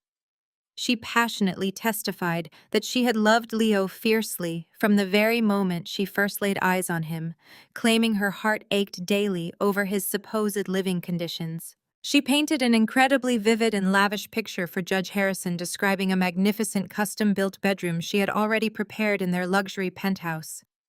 She detailed the expensive educational toys, the organic bedding, and the carefully curated library she claimed to have spent months assembling for a boy she barely even knew. She spoke eloquently about her deep yearning to provide him with a complete, stable family unit, portraying herself as a tireless advocate who was stepping in to heal the deep wounds left by a negligent biological mother. She spun a sickeningly sweet tale of endless maternal devotion, swearing under oath that her entire existence was now dedicated to giving Leo the magical childhood he had been cruelly denied. Her performance was so deeply committed that she almost seemed to believe her own fabricated reality, completely ignoring the undeniable fact that her husband had just been exposed as a massive federal fraudster. She looked toward the judge with wide, pleading eyes, silently begging him to see her as the ultimate savior in this tragic custody battle. She sat back, slightly letting out a soft, rehearsed sigh, fully confident that her tragic heroine routine had successfully reset the emotional tone of the entire hearing. She possessed the astonishing audacity to believe a few fake tears could magically fix their completely doomed legal strategy. My attorney did not offer her a single second to bask in her own theatrical glory. He approached the podium with a calm, clinical precision that made Naomi visibly stiffen in her seat. He politely requested permission to direct the court's attention back to the large multimedia screen dominating the center of the room. With a simple nod to his paralegal, the screen flared to life, displaying a massive high-resolution screenshot of a verified social media post. The account belonged explicitly to Naomi, featuring her smiling face right next to a verified checkmark. My attorney asked her to confirm that this was indeed her personal public profile, and she nodded hesitantly, her previous confidence rapidly evaporating. He then zoomed in on a specific post dated exactly 8 years ago, precisely matching the horrifying afternoon I was unceremoniously discharged from the military rehabilitation center and locked out of my own home. The photograph displayed Naomi clinking expensive champagne flutes with Derek lounging on the pristine deck of a luxury tropical resort. But the true devastation lay in the caption written directly below the image. My attorney read her exact words aloud, his voice echoing off the high courtroom walls with cold, condemning clarity. Kids are absolutely annoying and such a massive burden. Thank God we finally pushed that screeching 5-month-old brat entirely onto his crippled mother so we can actually enjoy our lives. Cheers to absolute freedom.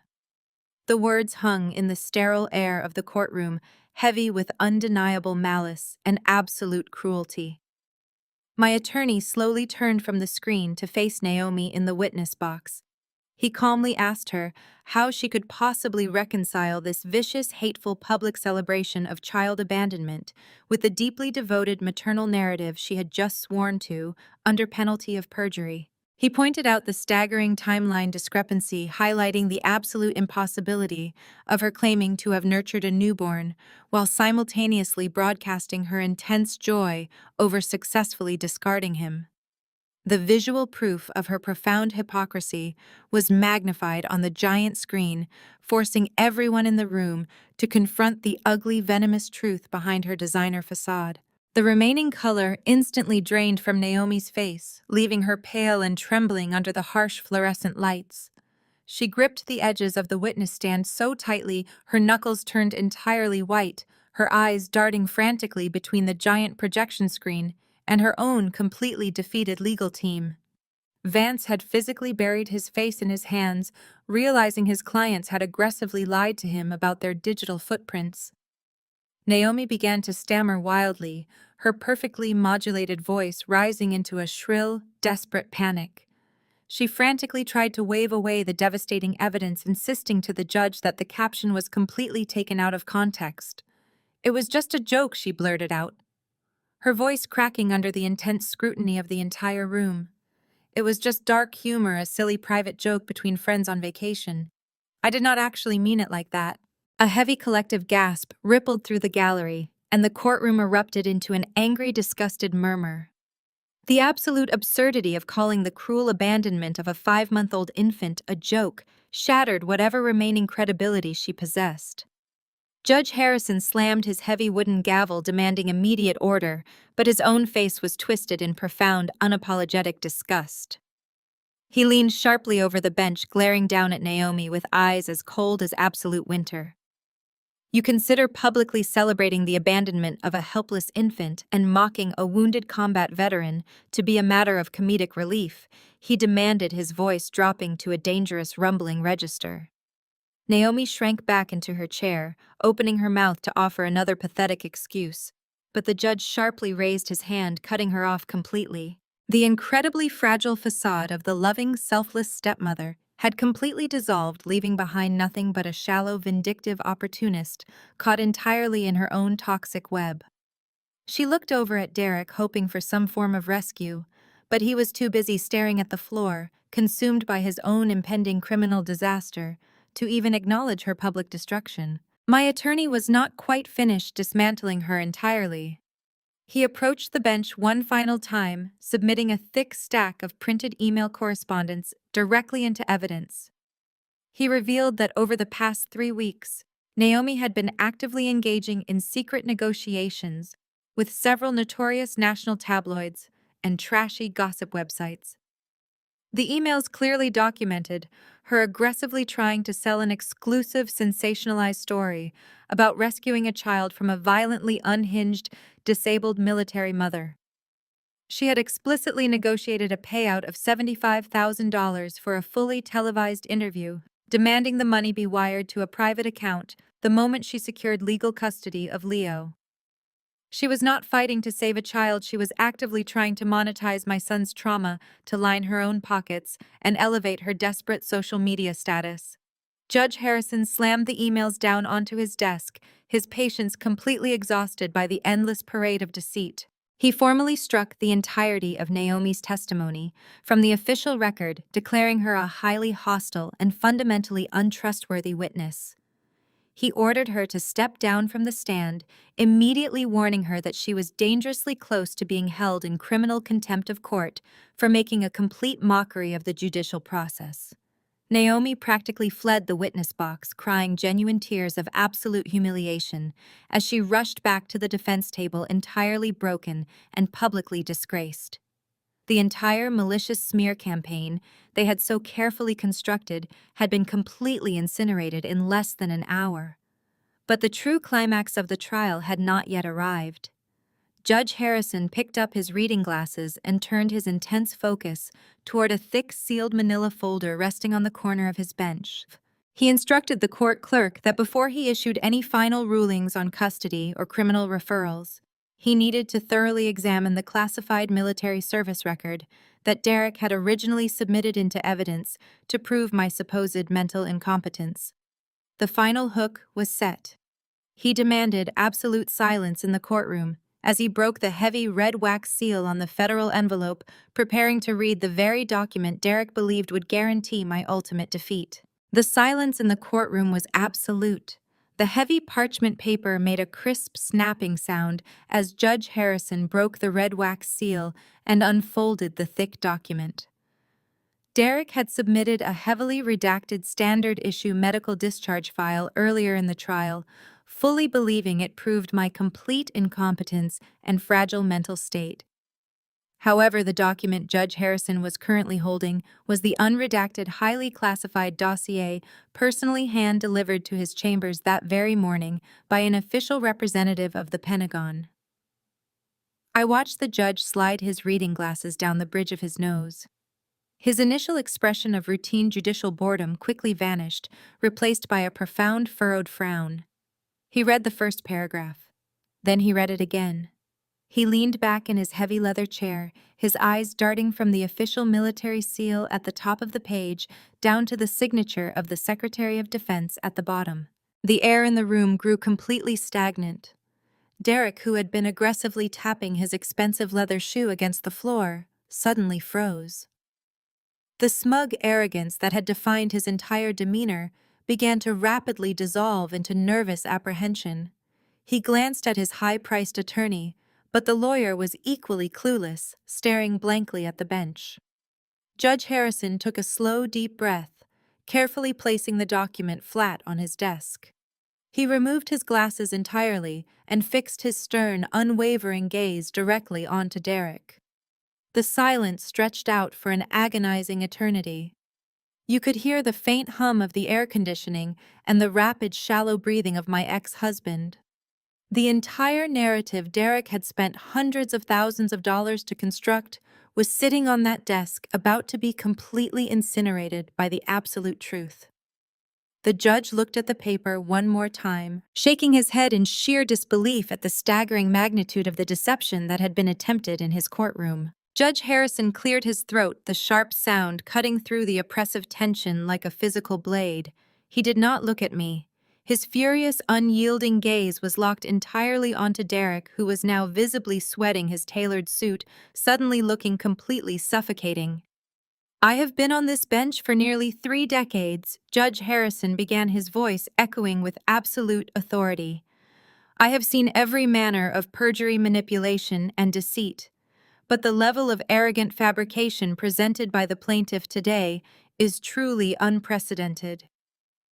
He picked up the heavy parchment document and held it up for the entire courtroom to see. "This is the official, unredacted military dossier of the defendant." Derek swallowed hard, his throat bobbing nervously as he tried to maintain his composure. Judge Harrison began to read aloud from the official Pentagon brief. Captain Clare was never medically discharged for disability or psychological incompetence. Following her severe combat injuries during a classified intelligence operation, she was awarded the Silver Star and transferred into a highly classified cyber warfare command role. She is not an impoverished, disabled civilian. She is the decorated founder and chief executive officer of Aegis Defense, the premier federal cybersecurity contractor, currently granted absolute auditing authority over the plaintiff's entire corporate financial portfolio. The courtroom erupted into a collective, breathless gasp. Derek's lead attorney physically recoiled, dropping his pen onto the table. The brilliant, wealthy father who had marched into court, ready to destroy my life, was completely paralyzed. The disabled, impoverished woman he had spent weeks humiliating was actually the multimillionaire cybersecurity titan holding the absolute power to dismantle his entire corporate empire. But Judge Harrison was nowhere near finished. He raised his hand to instantly silence the murmuring crowd, his eyes flashing with a righteous, furious indignation. He looked back down at the classified Pentagon document, preparing to deliver the ultimate devastating blow that Jamal and I had so carefully orchestrated. "There is an additional addendum attached to this file from the Department of Defense." The judge continued, his voice dropping to a dangerous low rumble. "It concerns a direct federal wire transfer executed in October of 2018. Derek's face drained of all remaining color, turning a sickening ashen gray. He grabbed the edge of his table, his knuckles turning pure white, as he realized the deepest, darkest secret of his life was about to be dragged into the unforgiving light.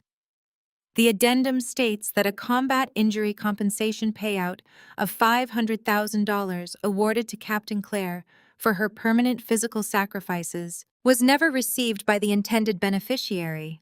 Instead, these federal funds were misappropriated via a fraudulent signature and routed directly into an offshore shell account controlled entirely by the plaintiff. The judge slammed his hand flat against the desk. This stolen military compensation was actively used to purchase his corporate partnership. The judge looked around the dead silent room before delivering the final inescapable reality. "I am officially informed by the Pentagon representative that 48 hours ago, the Department of Defense completely froze that specific account and all connected corporate assets due to an active ongoing investigation into federal financial fraud and grand larceny." The magnificent, towering house of cards Derek had built entirely on the foundation of my stolen blood money had just violently collapsed on top of him. He was completely bankrupt, publicly exposed, and legally destroyed. Derek stood up mechanically, his legs wobbling beneath him, as if the floor had suddenly vanished. He looked absolutely hollowed out, a pathetic broken shell of the arrogant corporate titan who had swaggered into the courthouse that very morning. He stared at me with wide, uncomprehending eyes, his mind completely incapable of grasping the catastrophic reality of his situation. "No," he stammered, his voice cracking into a high, desperate pitch. "No, that is absolutely not possible. It is a lie. She is nothing but a failed, miserable woman who sits in a wheelchair. She is broken. She has nothing." His frantic, venomous outburst echoed off the courtroom walls, instantly stripping away any lingering shred of sympathy anyone might have held for him. The gallery erupted into furious, outraged shouts, utterly disgusted by his blatant cruelty and staggering lack of remorse. Even his own legal team visibly backed away from him, frantically gathering their files and wanting absolutely nothing to do with a man actively confessing to federal crimes in open court. Naomi was sobbing hysterically at the defense table, realizing that her dreams of penthouse luxury were instantly vanishing into a guaranteed prison sentence for her husband. I sat perfectly still, my posture straight and unwavering, meeting Derek's terrified, frantic gaze with eyes as cold and deep as an Arctic ocean. I did not need to say a single word. My total silence was the ultimate deafening roar of absolute victory. I had watched him walk away from me when I was bleeding, and now I was watching him completely self-destruct under the weight of his own monstrous greed. Suddenly, the heavy oak doors at the back of the courtroom burst violently open. Two stern-faced individuals wearing dark navy windbreakers with bold yellow letters spelling FBI strode purposefully down the center aisle. The heavy thud of their boots on the hardwood floor commanded the immediate attention of every single person in the room. Judge Harrison did not look surprised in the slightest. Instead, he raised his heavy wooden gavel and brought it down with a resounding crack that signaled the absolute end of Derek and his fabricated empire. The lead federal agent bypassed the gallery entirely and marched directly up to the plaintiff table. He did not lower his voice or attempt to make the arrest discreet. He loudly announced his name and stated that he carried a federal arrest warrant issued directly by the United States Department of Justice. The agent listed the devastating charges with crisp, mechanical precision. Derek was being officially detained for multiple counts of felony wire fraud, grand larceny of military compensation funds, and blatant perjury committed during an active federal proceeding. Derek tried to physically back away, knocking his heavy wooden chair over in a desperate, clumsy attempt to escape the inevitable. He looked frantically toward his high-priced legal team, expecting them to instantly throw up a wall of aggressive legal objections and save him from the nightmare. But Vance and his associates simply gathered their expensive leather briefcases and physically stepped away from the table, effectively abandoning their client to the federal authorities. They knew that interfering with a federal arrest involving stolen military funds was career suicide. Derek was completely isolated.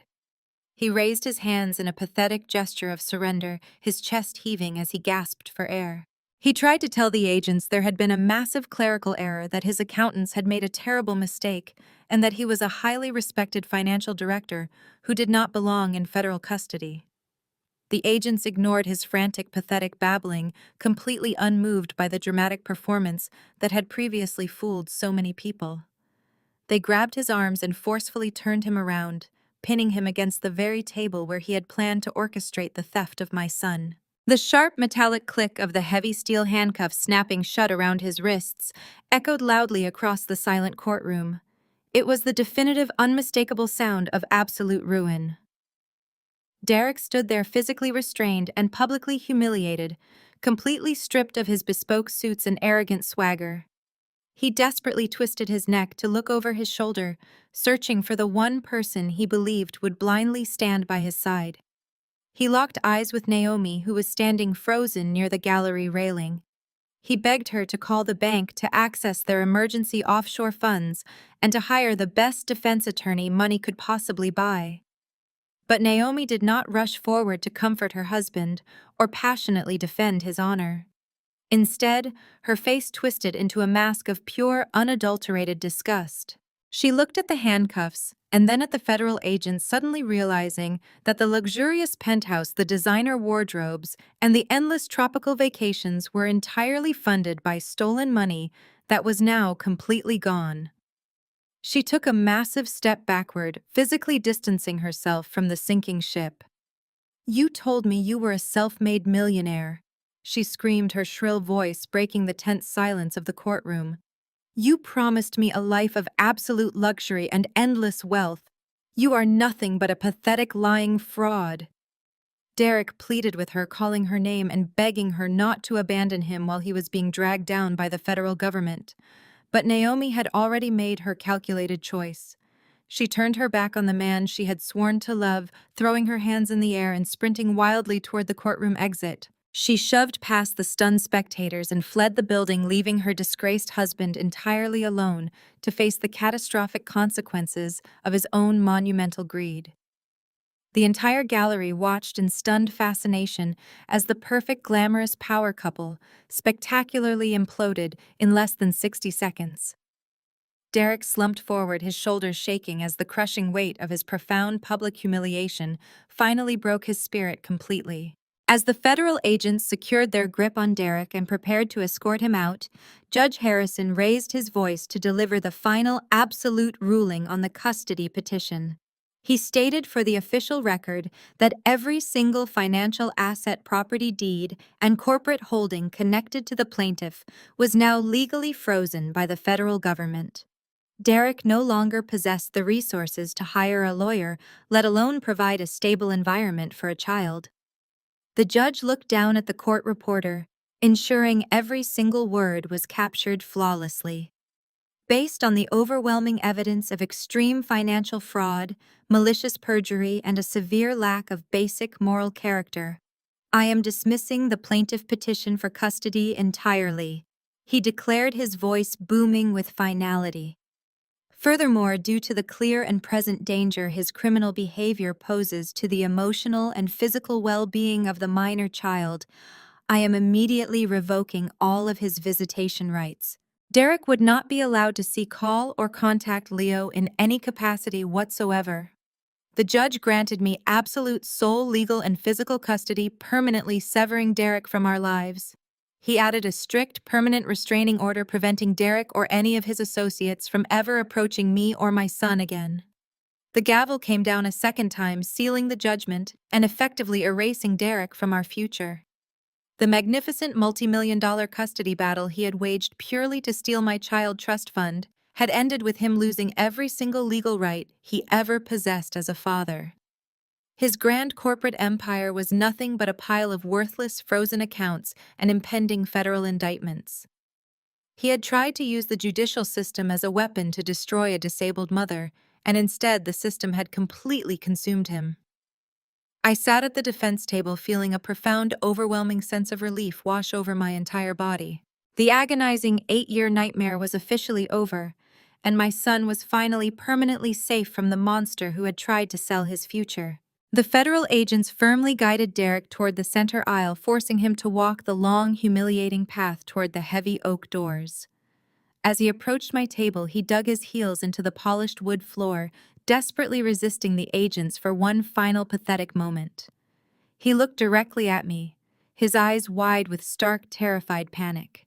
His arrogant sneer was completely gone, replaced by the hollow, begging stare of a trapped animal. "Claire, please, you have to tell them the truth," he whimpered, his voice cracking pathetically. "Tell them I was a good husband. Tell them about the money. Please, you owe me this much." I did not flinch or offer him a single ounce of the mercy he had violently denied me 8 years ago.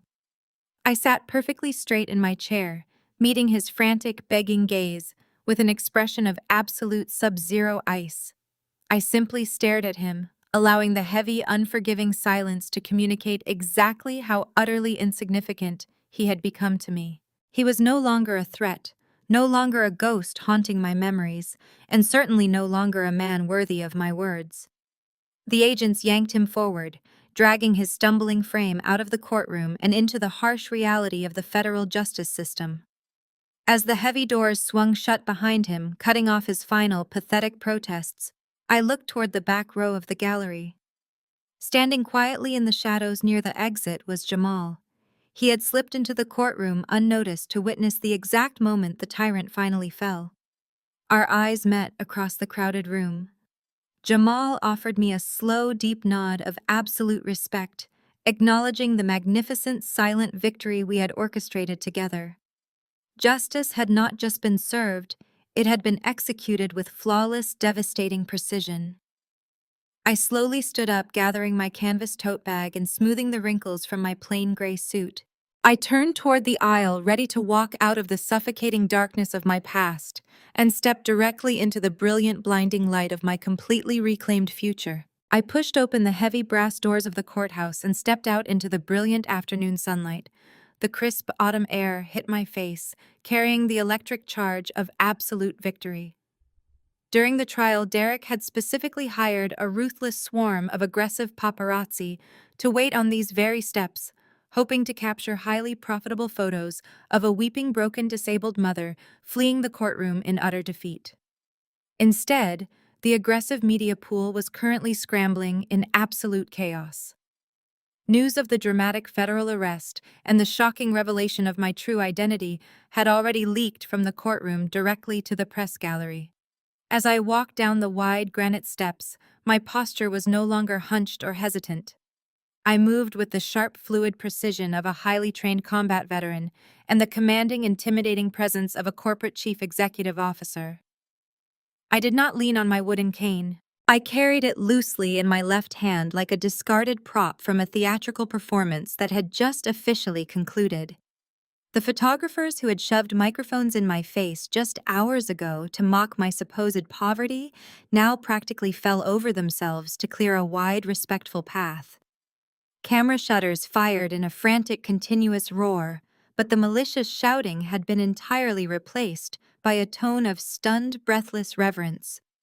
Reporters aggressively jockeyed for position, thrusting their recording devices forward, while loudly shouting my actual newly revealed title. Captain Clare, CEO of Aegis Defense. How do you feel? They yelled over the growing commotion. What is your official statement regarding your ex-husband being taken into federal custody today? The sudden, profound shift in their behavior was absolutely staggering to witness. They were no longer looking at a pathetic victim to exploit for cheap tabloid gossip. They were staring directly at a multi-million-dollar defense contractor who had just orchestrated the most spectacular public takedown in the history of the city family court system. I continued my deliberate descent down the granite stairs, completely ignoring their frantic questions, while allowing the sheer magnitude of my total metamorphosis to wash over the breathless crowd. I was completely untouchable now, and every single person holding a camera suddenly knew it without a shadow of a doubt. Halfway down the massive stone staircase, I finally stopped my descent. The entire media swarm instantly froze, holding their collective breath as I turned to face the sea of flashing lenses. I stood perfectly straight, adjusting the lapels of my simple gray suit, which suddenly looked less like the desperate uniform of a struggling single mother and more like the impenetrable armor of a silent conqueror. I surveyed the desperate, hungry faces of the reporters, who had spent weeks gleefully publishing Derek and Naomi's fabricated lies about my character. I did not display a single ounce of anger or vindictive triumph. My expression remained locked in a state of absolute glacial authority. When I finally spoke, my voice was neither loud nor frantic, but it carried an undeniable resonant power that instantly silenced the entire plaza. The truth never needs to shout, I stated clearly, my words echoing sharply across the concrete steps. It simply waits with absolute patience for the perfect moment to reveal itself. I locked eyes with the lead reporter, who had written the most vicious anonymous smear campaign against me just a week prior. I watched the blood completely drain from his face as he realized the catastrophic professional error he had made by betting against me. Those who choose to ruthlessly exploit the pain and vulnerability of others for their own selfish gain will eventually find themselves entirely consumed by their own bottomless greed. I continued maintaining a flawless, unwavering gaze. My ex-husband built an entire empire out of malicious deception and stolen valor. Today, the federal justice system simply handed him the exact bill for his arrogance. There is no further statement to be made, because the absolute reality of this situation now speaks entirely for itself. The reporters scrambled frantically to record every single syllable, desperate to capture the ultimate quote from the woman who had just shattered the biggest corporate fraudster in the financial district. I did not offer them another second of my valuable time. I turned my back on the flashing cameras and continued my descent, projecting the undeniable aura of a self-made billionaire who had just successfully executed the most masterful digital and legal ambush imaginable. Waiting for me at the very bottom of the courthouse steps was a massive, sleek, black armored SUV. It was the flagship vehicle of my personal corporate security detail, a far cry from the rented beat-up sedan I had used to maintain my impoverished disguise earlier that morning. My lead security director stood sharply at attention beside the reinforced passenger door, offering a crisp, respectful nod as I approached. Before my hand could even reach the handle, the heavy bulletproof door swung violently open from the inside. Leo practically flew out of the vehicle, launching his small, energetic body directly into my arms. I caught him effortlessly, lifting him up and holding him tightly against my chest. The familiar, comforting scent of his shampoo instantly grounded me, cutting through the residual adrenaline of the fierce courtroom battle. He wrapped his arms around my neck, burying his face in my shoulder with absolute pure relief. "Mom, did we win?" he asked, his young voice muffled against my suit jacket, but trembling with innocent, desperate hope. He had endured weeks of strange whispers at school and the suffocating tension of the impending trial. But he had trusted me completely when I promised him that everything would ultimately be fine. I closed my eyes tightly, breathing in the incredible reality of our permanent safety. I kissed his forehead, brushing his soft hair back, with a hand that no longer shook from nerve damage or unspoken fear. "Yes, sweetheart, we won," I whispered, my voice thick with an overwhelming surge of fierce maternal devotion. "The bad men are completely gone now, and from this day forward, no one can ever bother us again." Leo pulled back, offering me a brilliant, gap-toothed smile that instantly erased every single ounce of darkness I had endured over the last 8 years. He did not care about the flashing cameras, the federal indictments, or the multi-million-dollar company I secretly controlled. He only cared that his mother was holding him safe and that our quiet, happy life together was finally permanently protected from the monsters who had tried to tear us apart. I gently set him down and guided him safely back into the plush leather interior of the secure vehicle. Before climbing into the armored SUV myself, I paused and turned around to look at the towering facade of the county courthouse one final time. The massive marble pillars stretched upward toward the clear blue sky, standing as silent witnesses to the absolute destruction of the man who had tried to bury me alive. I allowed my mind to drift back to that bleak, freezing winter afternoon, exactly 8 years ago. I vividly remembered sitting helpless and broken in a cold hospital wheelchair, clutching a tiny, fragile infant to my chest, while my husband casually discarded me like defective trash. I remembered the blinding, white-hot agony of forcing my shattered legs to bear my weight, and the suffocating, terrifying despair of believing I had lost absolutely everything. But staring at the courthouse steps today, I finally recognized that Derek walking away was not a tragedy, it was my ultimate liberation. The agonizing pain he inflicted had not destroyed me, it had systematically forged my spine into unbreakable iron. The desperate poverty he forced upon me had served as the burning fuel I used to quietly build an unstoppable digital empire in the shadows. I was no longer a victim waiting for a rescue that would never come. I was the sole architect of my own magnificent destiny, entirely holding absolute power, vast independent wealth, and my family's bright future, firmly within my own capable hands. I stepped up into the secure cabin of the SUV, and the heavy reinforced door pulled shut behind me, permanently sealing out the chaotic noise of the reporters and the harsh reality of the past. I settled into the plush seat, wrapping my arms securely around Leo as he excitedly began telling me about a new book he wanted to read. I signaled my security director, and the massive engine roared to life with a deep, comforting hum. The sleek black vehicle pulled smoothly away from the curb, leaving the completely shattered ruins of Derek's arrogant life shrinking rapidly in the rearview mirror. As we merged onto the open highway, heading back toward our peaceful sanctuary, The armored SUV glided effortlessly forward, driving directly into the brilliant, blinding warmth of the glorious American sun.